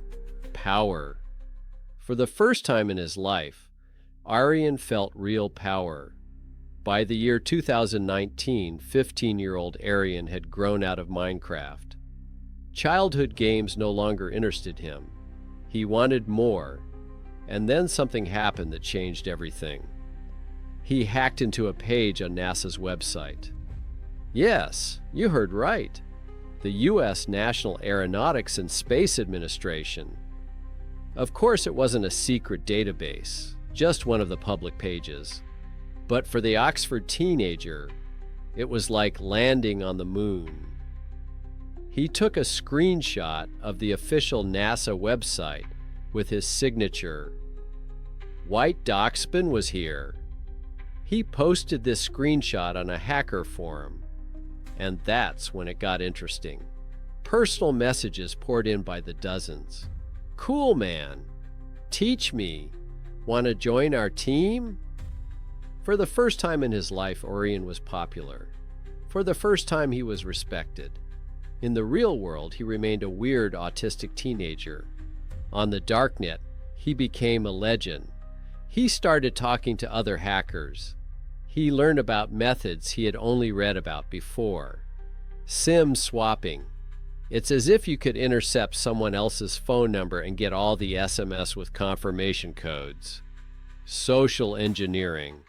The art of getting the person themselves to give you the password. These techniques were like lockpicks, and the whole internet was a huge lock just waiting to be opened. In the year 2021, 17-year-old Arian formed his first serious band, Infinity Recursion. The name was a reference to the infinite loop in programming, a bug that can bring down any system. Symbolic, isn't it? The group specialized in SIM swapping and selling data piercing services. They used fake legal requests to get information from phone companies. It was like a game of poker, where the stakes are other people's identities, and bluffing is your main weapon. Arian quickly realized the main rule of the Darknet. There are no friends here, only temporary allies. Everyone has their own agenda. Some want money, some want fame, some just want chaos. Arian wanted it all, but Infinity Recursion was just a warm-up, a preparation for something bigger. Arian was looking for like-minded people, not just criminal hackers who quietly steal credit card data. He was looking for revolutionaries, someone willing to challenge the system itself. And he found them. The end of the 2021 year, A closed chat room in Telegram. 7 participants from different countries, ages from 14 to 21. Each had their own story, their own grievances against the world. One thing they had in common was a desire to prove that a group of teenagers could bring billion-dollar corporations to their knees. They needed a name, something bold, memorable.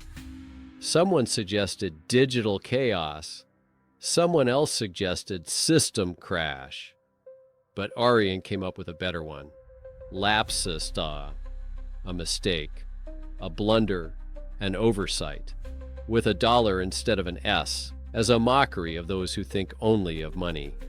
The perfect name for a band that was about to become Silicon Valley's worst nightmare. It wasn't an American corporation that was the first target. Too obvious. They hit the Brazilian Ministry of Health. December 2021. 50 terabytes of data stolen and deleted. Systems paralyzed. Panic in the government. The world didn't yet know that this was just the beginning. A group of teenagers, led by an 18-year-old autistic man, had declared war on the digital world. And this war was just beginning. Arian sat in his room in Oxford, watching Brazilian news channels discuss the attack in panic. On his laptop screen, personal correspondence from ministers, vaccination databases, classified documents. The entire health system of a country of 200 million people lay before him like an open book. In the real world, he was still a weird teenager who couldn't hold a simple conversation. His mother still took him to psychiatrists. The teachers at the special school still looked at him with pity. But in the digital world, he was king. And his empire was just beginning to grow. Electronic Arts, NVIDIA, Samsung, Microsoft will be the next targets. Names that everyone knows, corporations that thought they were untouchable. They didn't yet know that a group of teenagers led by Arian Cordage were preparing a surprise for them. But this was just the beginning. Soon he would declare war on the titans of industry themselves, and that war would change everything. January 2022 year. Electronic Arts headquarters in California. The guard at the front desk yawns, finishing his 4th cup of coffee of the night. Everything is quiet on his monitor. He doesn't know that at this very moment, 7 teenagers from different parts of the world are copying the source codes of games worth billions of dollars. Lapsus Talas acted like a surgical team. Everyone had their own role. Someone was doing social engineering, calling employees posing as tech support. Some were looking for vulnerabilities in the systems. Arian coordinated the attack like a conductor runs an orchestra. The method was ingeniously simple. They didn't break in the front door like hackers do in the films. They were looking for a back door, employee data bought on the black market, the corporate email password of a junior developer who used the same password everywhere. That was enough. Electronic Arts fell overnight. 780 gigabytes of data. FIFA 22 source code. Frostbite engine. Internal development tools. Lapsus put it all up for sale on the Darknet as trophies, but they weren't interested in money. They needed a message, a statement, and they made one. February 2022 was the month the technological world realized no one is safe. NVIDIA, a company whose graphics cards are in every second gaming computer in the world, a market capitalization of $500 billion, protection, multi-layered with the best cybersecurity specialists. Lapsus Talas cracked them over the weekend, 1 terabyte of data. But the best part came next. Arian personally wrote the ultimatum, $4 million ransom. But not just that. They demanded that NVIDIA make its graphics card drivers open source. remove restrictions on cryptocurrency mining. Imagine a group of teenagers dictating terms to a corporation worth $500 billion. It was as if a high school rock band demanded that the Rolling Stones change their style of music. NVIDIA tried to counterattack. Their security experts launched a counter-hack, trying to encrypt the stolen data on Lapsus servers. It was like a chess game between a grandmaster and a prodigy. But Arian saw this move coming. They had backups. In response, Lapsus published the details of 71,000 NVIDIA employees. Names, addresses, salaries. You can see the entire HR department in the palm of your hand. The world watched in shock. The tech giants that collect data from billions of people found themselves naked in front of a group of teenagers themselves. March 2022 year. Samsung, the South Korean conglomerate that makes everything from phones to tanks. Lapsus Tals hit it right in the heart. The mobile devices division, 190 gigabytes of sensitive data, Galaxy source code, biometric authentication algorithms, secret server access codes. It's all been put up as a torrent, available to anyone who wants it. A method of infiltration, MFA fatigue, multi-factor authentication fatigue. Imagine, you're a Samsung employee. Suddenly your phone starts receiving dozens of login confirmation requests. 1, 2, 10, 50. Your phone vibrates non-stop. You're in a meeting, trying to focus, but the notifications won't stop.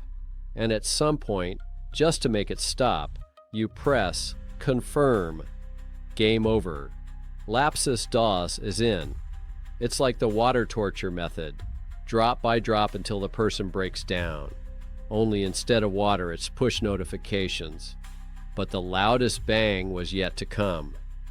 Microsoft, the company that created Windows, whose software is installed on 1 billion computers, whose products are used by governments, militaries, corporations all over the world. On the 22nd of March, 2022, Arian published a screenshot. It shows the internal Azure DevOps dashboard, Microsoft's Holy of Holies, the place where the source code for all their products is stored. Panic in Redmond, emergency meetings, top security experts working around the clock. But it's too late. 37 gigabytes, Bing source code, Cortana. Internal projects the world didn't even know about. It's all in a zip archive available for download. Microsoft tried to minimize the damage by claiming it was obsolete code, but everyone realized the truth. If a group of teenagers could get to the heart of Bill Gates's technology empire, what about the rest of us? In parallel, Lapsus Dollars was hitting other targets. Okta is a company that provides authentication services for thousands of other companies. It was like hacking a company that makes locks for half the world. T-Mobile, Mercado Libre, Ubisoft. The list of victims grew each week. Arian enjoyed the chaos. Every morning he woke up and read the news. CNN, the BBC, the New York Times. Everyone was writing about Lapsus Dollars. His creation was the top topic at board meetings from Silicon Valley to Wall Street. But he made a mistake. The classic mistake of any criminal. Hubris, hubris, hubris.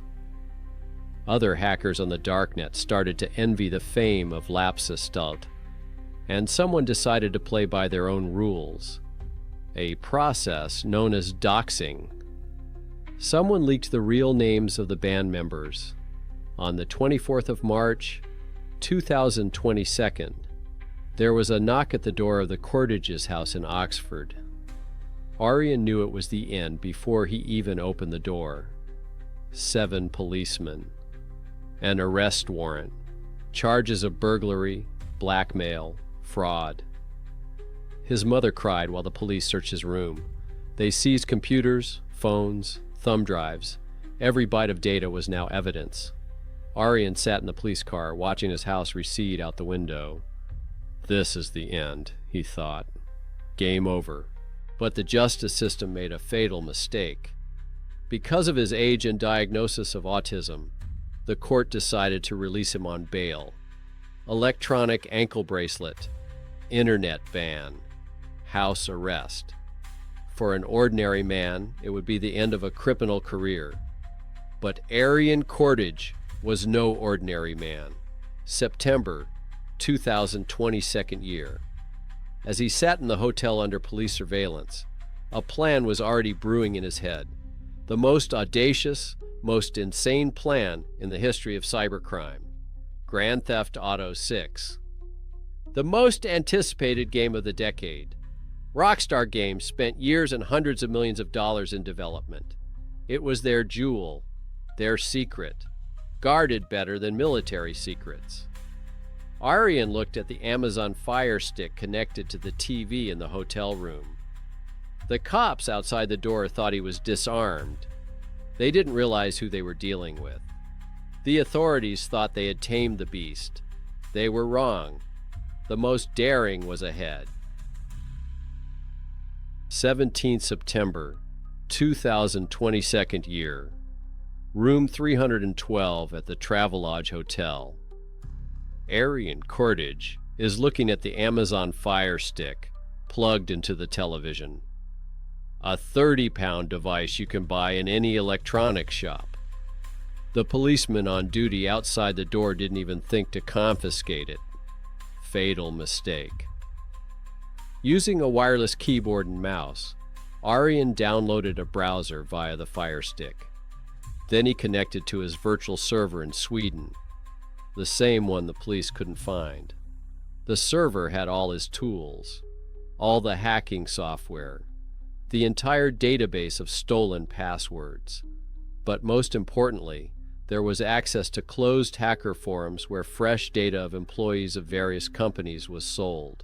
Rockstar Games, the studio that created Grand Theft Auto, the most successful entertainment franchise in history. GTA 5 made more money than any film, book, or album ever. And GTA 6 was their secret project, with over 2,000 people working on it for 8 years. Aryan bought login data for Slack, Rockstar's enterprise messenger. The cost, $3,000 in bitcoins. For him, it was pennies compared to what he planned to do. Once he logged in, he saw everything. Thousands of messages between developers, links to internal servers, discussions about game mechanics, arguments about the story. It was like reading a company diary, but he needed more. He started writing to employees, introducing himself as the company's IT guy. "Hi, this is John from the security department. We need to verify your access to the development server. Can you confirm login?" Social engineering in its purest form. Like a magician who diverts attention while pulling a rabbit out of a hat. One of the developers took the bait. A young programmer who was working on the physics of the cars in the game. He confirmed the entry, thinking he was helping a colleague. The gates of heaven have opened. In front of Aryan lay the entirety of GTA 6, 90 gameplay videos, dozens of hours of material that the world was to see only in 2 years. Main characters, story scenes, new mechanics, everything that Rockstar was carefully hiding. But that wasn't all. He downloaded the source code for GTA 5, the complete code of the game that made $10 billion, as well as the files for the canceled Bully 2. 3 terabytes of data, the work of thousands of people over nearly a decade. On the 18th of September at 5 in the morning GMT, Aryan created a new account on the GTA forums, nickname Tipo Tuber Hacker, and started posting. First video. The character is a woman named Lucia robbing a diner. Next generation graphics. Physics that takes your breath away. Second video. Police chased through the streets of Vice City. Neon lights, reflections in puddles, destructibility of the environment. Third, fourth, fifth. The forum has exploded. 100,000 hits in the first hour. People couldn't believe their eyes. This is fake? Is it real? It's impossible. Moderators tried to delete posts, but Aryan was creating new accounts faster than they could ban him. He was like a hydra. You cut off one head, 2 new ones grow. By midday, the whole internet knew about the leak.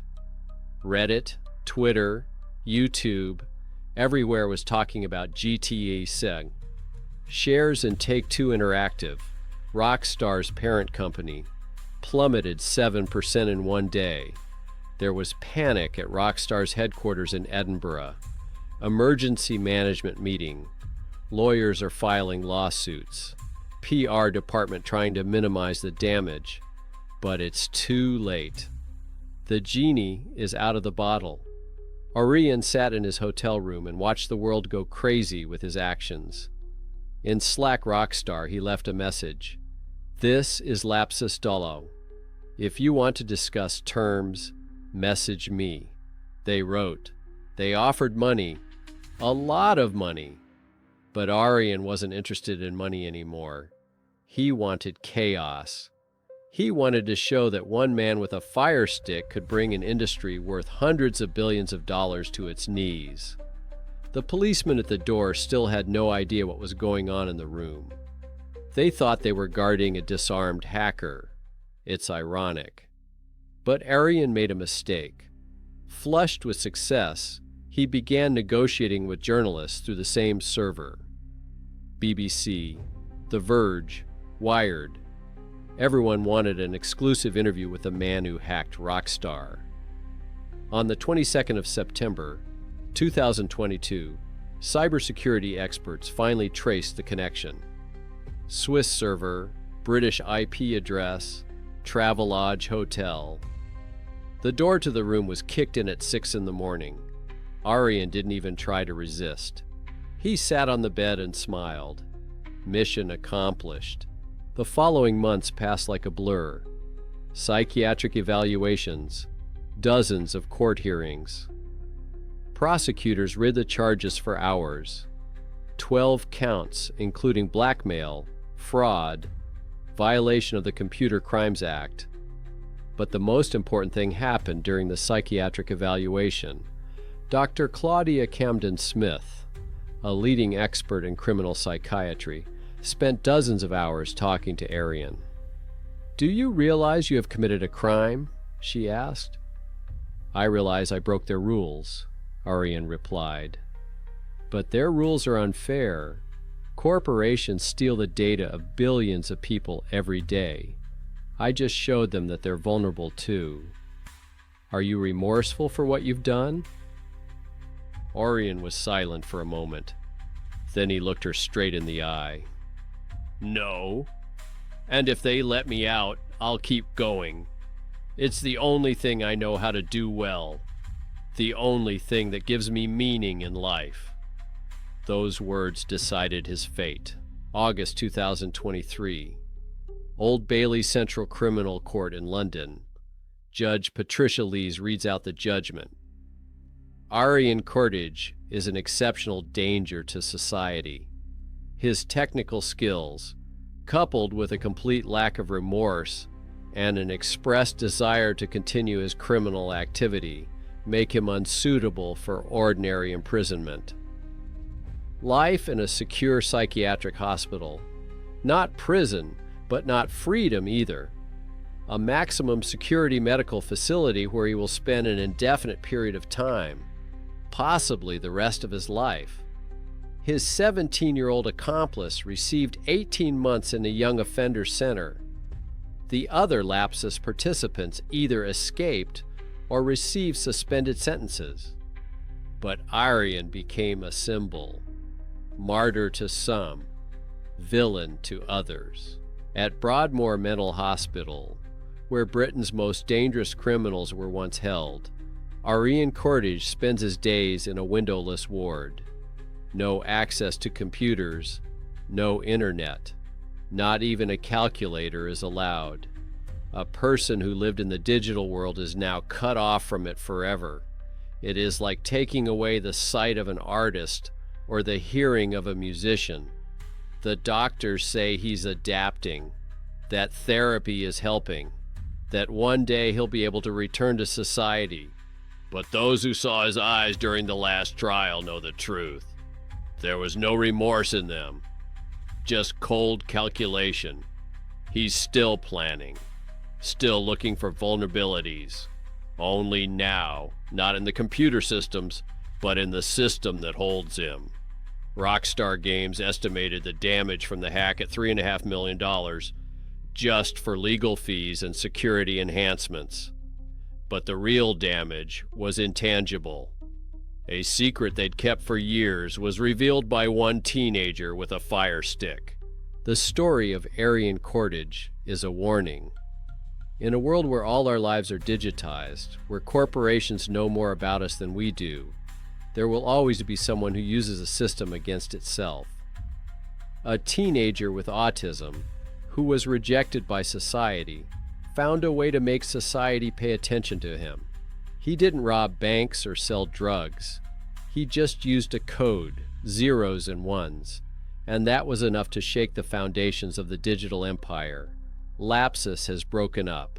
Its members are either arrested or in hiding, but their methods, their audacity, their philosophy lives on. New groups inspired by their example appear on hacker forums, because Arian Cordage proved the main point. In the digital world, David can still defeat Goliath. All it takes is a rock and a good slingshot, or just an Amazon Fire Stick for 30 quid. The story I've told you is based on real events. Arian Cordage is a real man currently sitting in a mental hospital. His victims are real companies that have lost billions. This is not a call to action, it is a warning. In a world where technology is advancing faster than our understanding of its implications, where corporations are becoming more powerful than nations, there will always be those who want to challenge the system. The only question is whether we are prepared for the consequences. As always, Mr. Dark Web.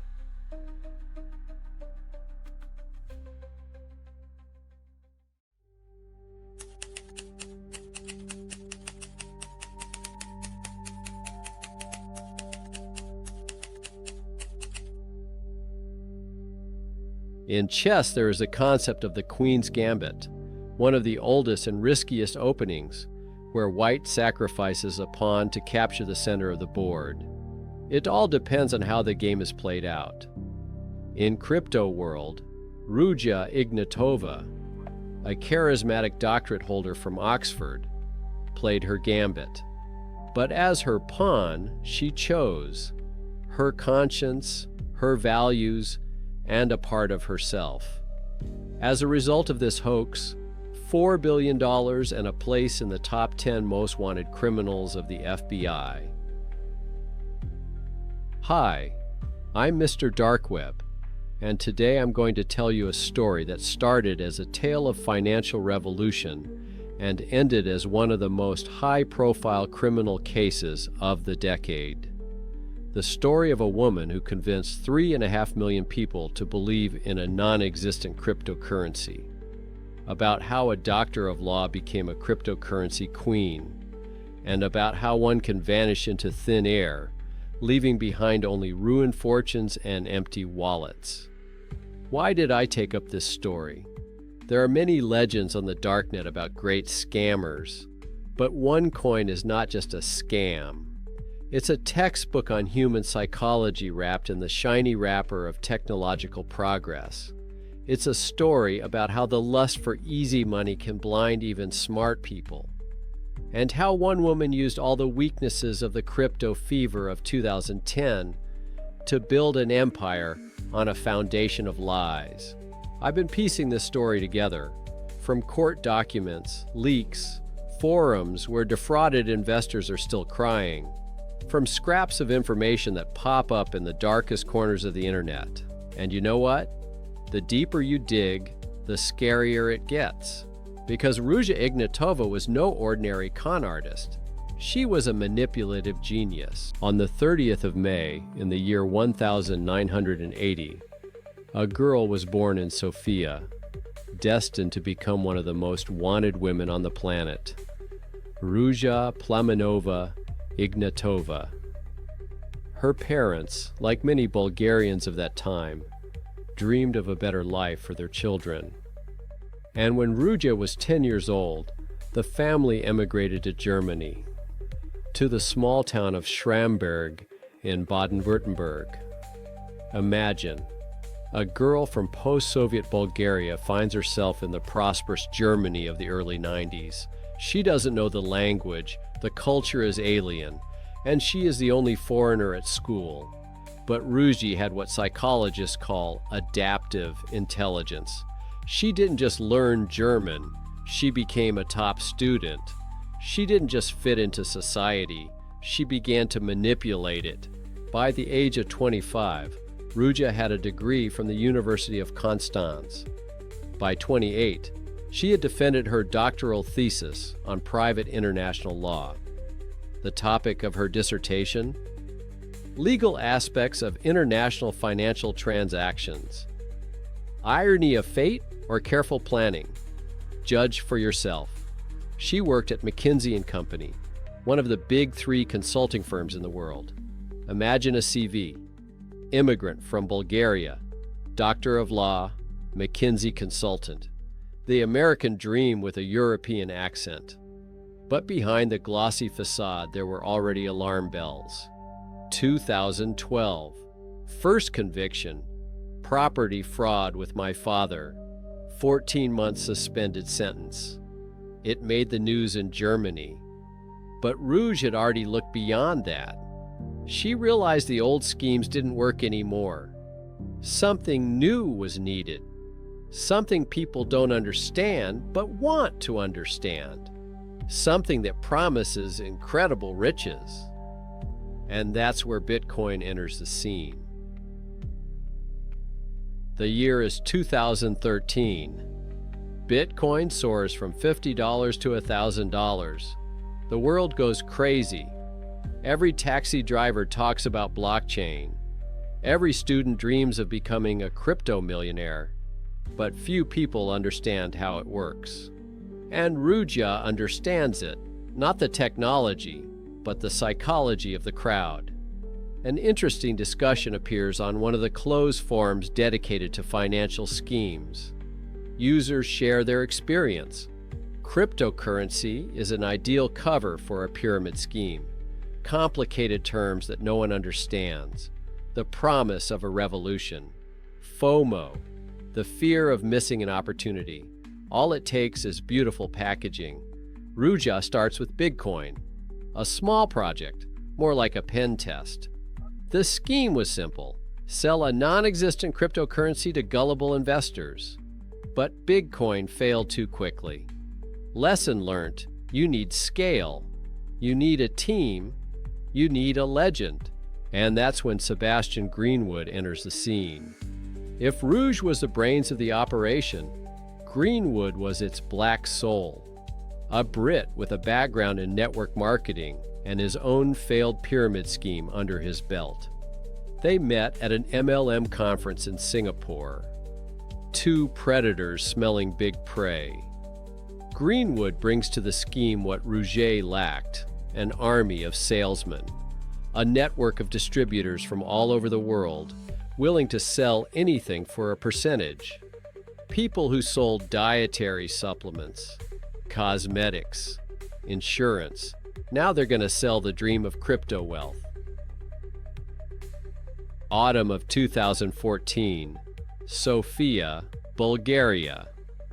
A whole floor is rented in one of the business centers on Musala Street.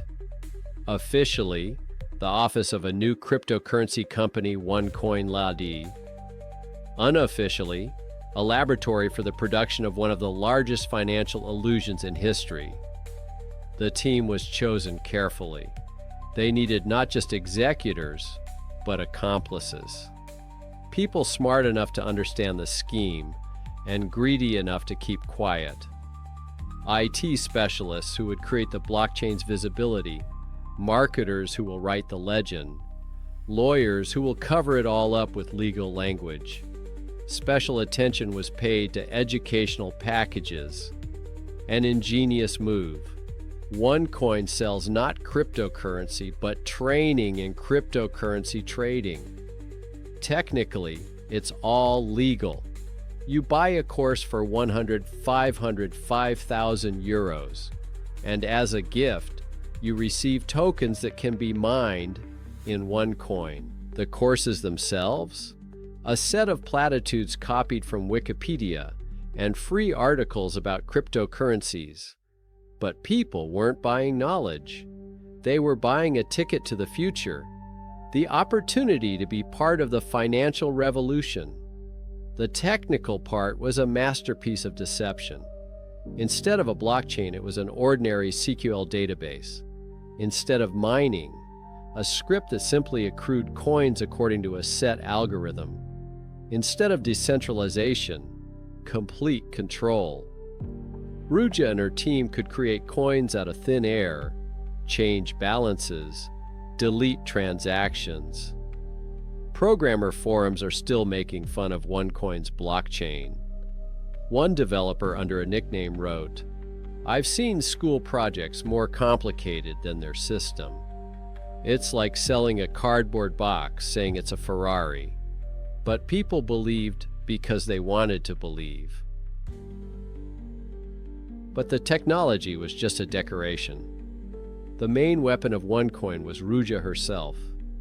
She turned into Dr. Rouge, an icon of success and wealth.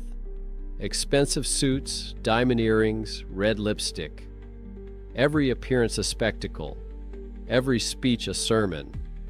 I found a recording from one of the first OneCoin presentations, end of 2014, Dubai. Rouge takes the stage to music from Game of Thrones. Seriously. On the screen is a photo of her with the caption, "Founder and Visionary." She speaks with a German accent that makes her speech even more convincing. European precision meets the American dream. "Bitcoin has made a few people very rich," she says, pausing dramatically. "But millions were too late. OneCoin is your second chance. And this time we're gonna do it right." She tells her story. A girl from Bulgaria who became a doctor of law, who worked at McKinsey, who realized the flaws of Bitcoin and created something better. OneCoin is a cryptocurrency for the masses. Simple, straightforward, accessible. Lies wrapped in half-truths, presented with the charisma of a TV preacher. And people fell for it. Because Ruja gave them something that Bitcoin did not. Simplicity and belonging to the community of the chosen ones. By the end of the year 2014, OneCoin was already operating in 10 countries. Distributors organized meetings in hotels, gave presentations, and signed up new members. A classic pyramid scheme, but with a cryptocurrency sauce. And that was just the beginning. The year 2015 started for OneCoin like an explosion. If in December 2014 they had 10,000 participants, by March of the next year they had 100,000. By June, 500,000. Exponential growth that any startup dreams of. Only it wasn't a startup. It was a perfectly fine-tuned money-grubbing machine. The secret to success. Ruja realized what Bitcoin missed, the importance of community. OneCoin created not just investors, but believers. Fanatics ready to defend their cryptocurrency against any criticism. On closed forums where financial schemes are discussed, I found an interesting post from 2015. The author analyzed OneCoin's methods. They use all the triggers. Fear of missing an opportunity. The desire to belong to the elite. Greed. But most importantly, they give people an identity. You're not just an investor. You're part of a revolution. The structure of rewards was built like in a classic MLM, but with a cryptocurrency twist. Buy a package for 100 euros, get tokens, bring a friend, get a bonus, built a network of 10 people, become a Sapphire member. 100, Ruby. Out of 1,000, become a Diamond member. Each level gave not only money, but status. Special badges at events, VIP seats at presentations, photos with Dr. Ruji himself. People sold cars, took out loans, mortgaged their houses, all for the next level. June 2015, London, Wembley Arena. 12,000 people gathered for the OneCoin event. Imagine, a huge stadium, a laser show, music like at a rock concert. On the screen, the OneCoin logo pulsing in time with the bass. Rouge enters a stage in a scarlet dress. The crowd erupts in applause.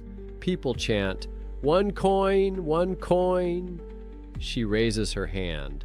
Silence. "A year ago, we were called dreamers," she begins. "They said we couldn't compete with Bitcoin. Where are those critics now? Where are we? We're here at Wembley." The crowd roars. Figures appear on the screen. 1 million participants, 2 billion euros of capitalization, 50 countries of presence. It's all a lie. But who's going to check when emotions are running high? Then Ruja makes a major announcement. By the end of this year, one OneCoin will be worth 10 euros. By the end of next year, 100. And in 5 years, dramatic pause, we will overtake Bitcoin. Madness? Yes. But in that room, in that moment, 12,000 people believed every word she said, because they wanted to believe, because they had already invested, because cognitive dissonance is when you've invested too much to admit a mistake. After London, there was Tokyo, Dubai, Las Vegas, Macau. Each event was like a religious gathering. People were crying with happiness, hugging each other, sharing success stories. I bought a package for 5,000. Now I have 50,000 in OneCoin in my account. What they didn't say, these coins existed only in a personal account on the site. They couldn't be sold, couldn't be exchanged, couldn't be used. Let's talk about those who got caught. Because behind every figure in OneCoin's reports was a human fate. Jan McAdam, a 60-year-old woman from Scotland. All her life she has been saving for retirement. Friends told her about OneCoin, the next Bitcoin. She invested $10,000. Then she persuaded family and friends to invest, another $250,000. When the scheme collapsed, some stopped talking to her. A family from Uganda. They sold their only cow and a plot of land to buy an education package for 3,000 euros. They were promised that in a year they would be able to build a house and educate their children. Instead, poverty and debt. A German engineer, name withheld at his request. He invested 200,000 euros, all his savings for 20 years of work. A smart, educated man. But Ruja's presentation, her doctorate in law, the recommendations of successful investors, all of this turned off critical thinking. On one of the forums, I found a thread where OneCoin victims shared their stories. The scariest thing is that many still believe. It's just the government not letting OneCoin develop. Ruja is hiding to protect the project. Soon everything will get better and we will be rich. Stockholm Syndrome in its purest form. By the end of 2015, the warning signals were everywhere, but OneCoin learned how to drown them out. The first bell, the inability to sell coins. OneCoin explained it by protecting investors from volatility.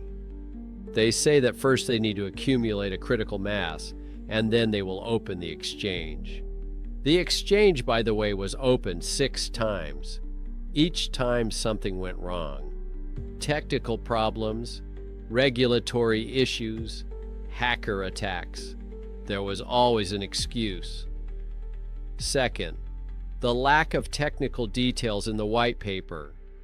Any real cryptocurrency publishes a detailed technical description. OneCoin had a beautiful presentation with general words. When technical experts started asking uncomfortable questions, they were banned in OneCoin social networks, calling them haters and agents of competitors. Third, a ban on criticism within the community. In OneCoin's Facebook groups, any doubt was instantly deleted. Doubters were excluded. An information bubble was created where there was only one truth, Dr. Ruji's truth. Bjorn Bjerke, the blockchain developer who was hired to create the real OneCoin blockchain, quit after a few months. He later recounted, "When I realized they weren't going to create a real cryptocurrency, I quit. But they used my name for another year, saying I was leading the technical development." The year is 2016.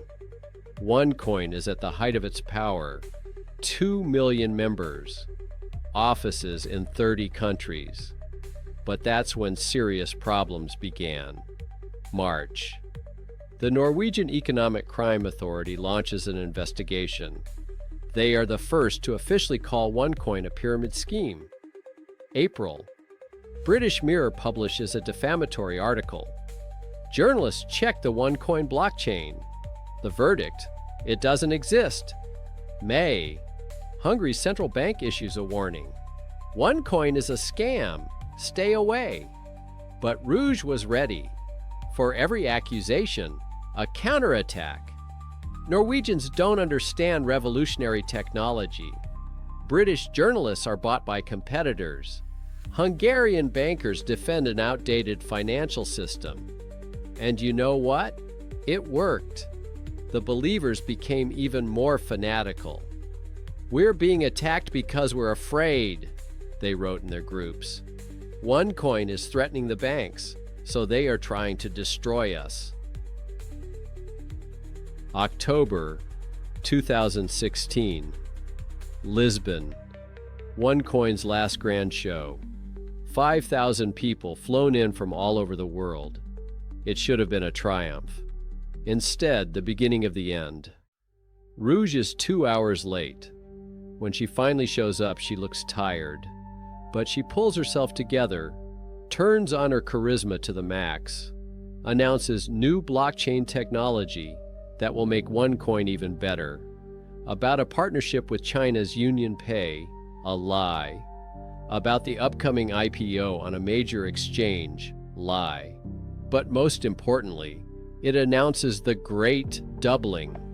All the coins in the accounts are doubled. The crowd is ecstatic. People are crying with happiness. Their 10,000 coins have turned into 20,000. Of course, they were just numbers in a database. It's easy to double the coins that don't exist. But the psychological effect was incredible. People felt twice as rich, and they invested even more. After Lisbon, OneCoin raised another €1 billion. People borrowed, sold property, invested their pension savings. The fear of missing the last chance to get rich overpowered common sense. Ruja was the face of OneCoin, but there was a whole team working behind the scenes, and everyone knew what they were doing.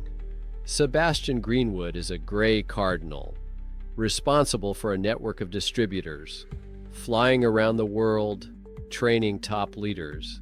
He taught them how to sell the dream, how to answer uncomfortable questions, how to recruit new victims. Konstantin Ignatov is Ruji's younger brother, officially a mere employee.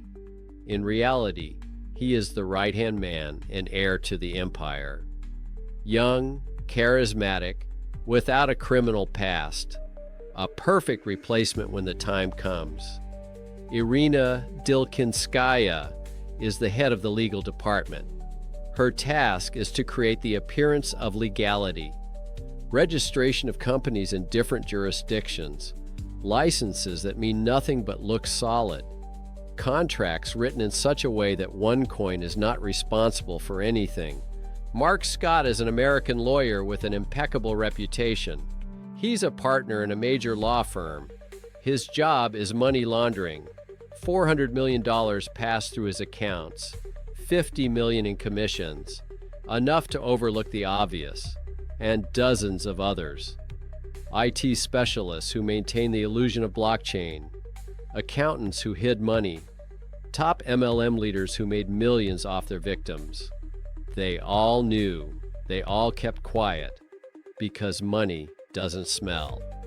On one of the forums, a former OneCoin employee, under a pseudonym, wrote, "We all realized it was a scam, but the salaries were huge, and Ruja convinced us that we were just taking advantage of the system's imperfections, that the smart ones would make money and the stupid ones, well, that's their problem." By the end of 2016, OneCoin controlled financial flows of 4 billion euros. But the bigger the pyramid became, the harder it was to maintain. And Rouge realized that. Time was running out. She had to make the last move in her gambit. The 2017 year started alarmingly. In January, German financial regulators began asking uncomfortable questions. In February, Italian police made the first arrests of OneCoin distributors. In March, Indian law enforcers froze the accounts of the local office. Rouge is changing. Those who saw her during this period said she was paranoid, constantly looking around, changing phones every week, traveling only with security guards. She rarely appears at public events. And when she does, her speech isn't the same. Less charisma, more aggression. April 2017. OneCoin's internal correspondence is leaking online. I found these documents on a classified site. It's in black and white. Management is discussing an exit strategy, how to get the most money out before the whole thing collapses. Ruja starts transferring assets. Property in London, Sofia, Dubai, all sold. The money's moving through complex schemes, Cyprus, Cayman Islands, Panama. The trail gets lost in the offshore maze. 25th October 2017. Ryanair flight from Sofia to Athens. A passenger wearing dark glasses and a wig checks in as Ruja Ignatova. This is the last time she is seen. What happened next is a mystery. Cameras at Athens airport captured a woman who looked like Rouge, but it was impossible to identify her. The trail goes cold. 3 days later, Brother Constantine receives an encrypted message. "Keep the show going, I'll be back soon." But she hasn't returned. Not after a week, not after a month, not after a year. Constantine tried to maintain the illusion, telling investors that Ruja was working on a secret project, that she was meeting with regulators, that things would get better soon. But without the queen, the kingdom began to crumble. January 2018. Bulgarian police stormed the OneCoin office in Sofia.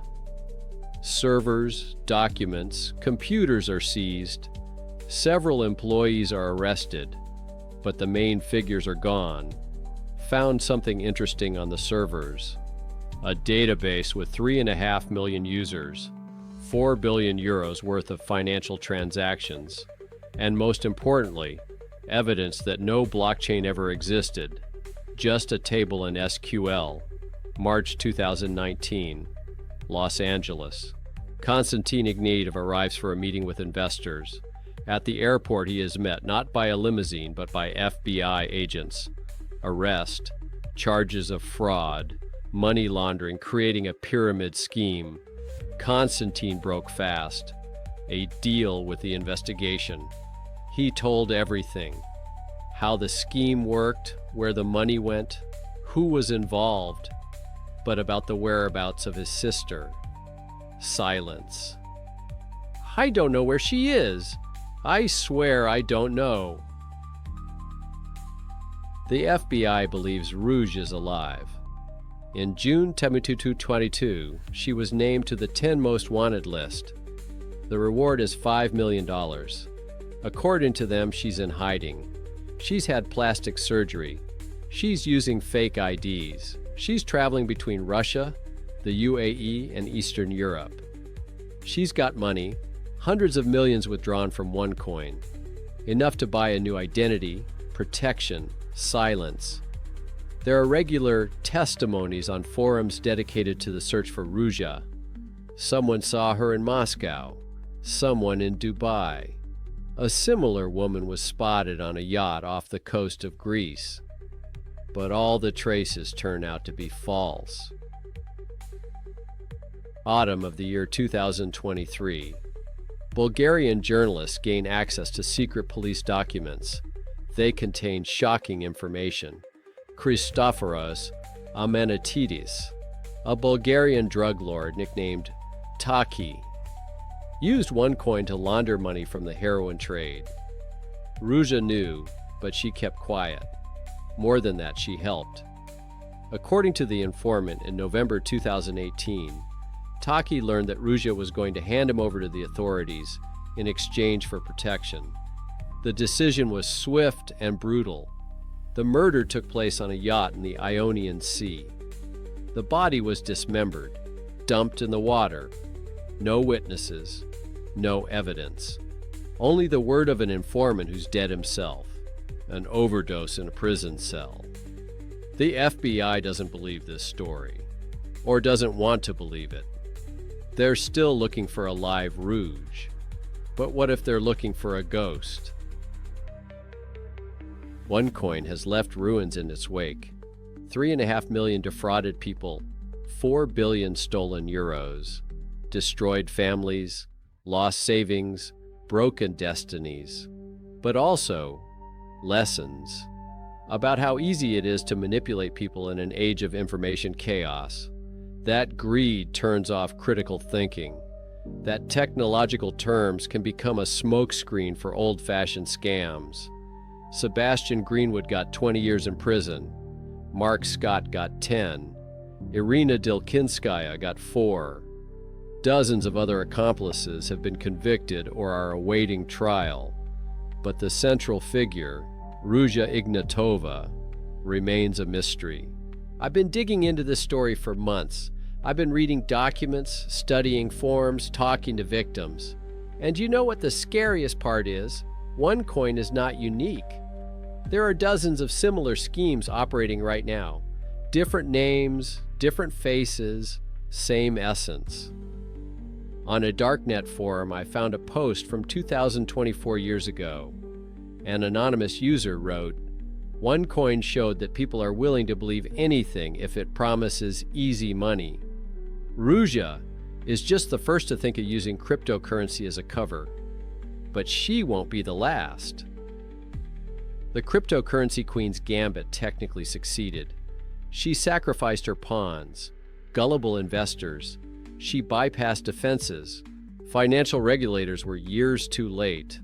She took the grand prize of billions of euros and left the board before she was checkmated. Is Ruja Ignatova still alive? Maybe. Somewhere under a new name, with a new face. She is enjoying the millions she stole. Or her remains rest at the bottom of the Ionian Sea, as Bulgarian sources claim. But in a way, it doesn't matter. What is important is that OneCoin showed how fragile the line between technological revolution and technological deception is. How easy it is to turn the dream of financial freedom into a nightmare of financial slavery. Cryptocurrencies have changed the world, but they have also given fraudsters a new tool. And as long as human greed exists, there will be those who play on it. The OneCoin story is not just a crime drama. It is a warning. When you are promised a revolution, ask yourself, am I not a pawn in someone else's game? When they talk about guaranteed profits, remember, there are no guarantees in finance. When they show the luxurious lives of successful investors, think, do they really exist? Ruja Ignatova played her gambit brilliantly, but others paid the price. 3.5 million people who believed in the fairy tale of OneCoin, who wanted a better life and got nothing. As always, Mr. Dark Web, thanks for sticking around to the end. Remember, if something sounds too good to be true, it is.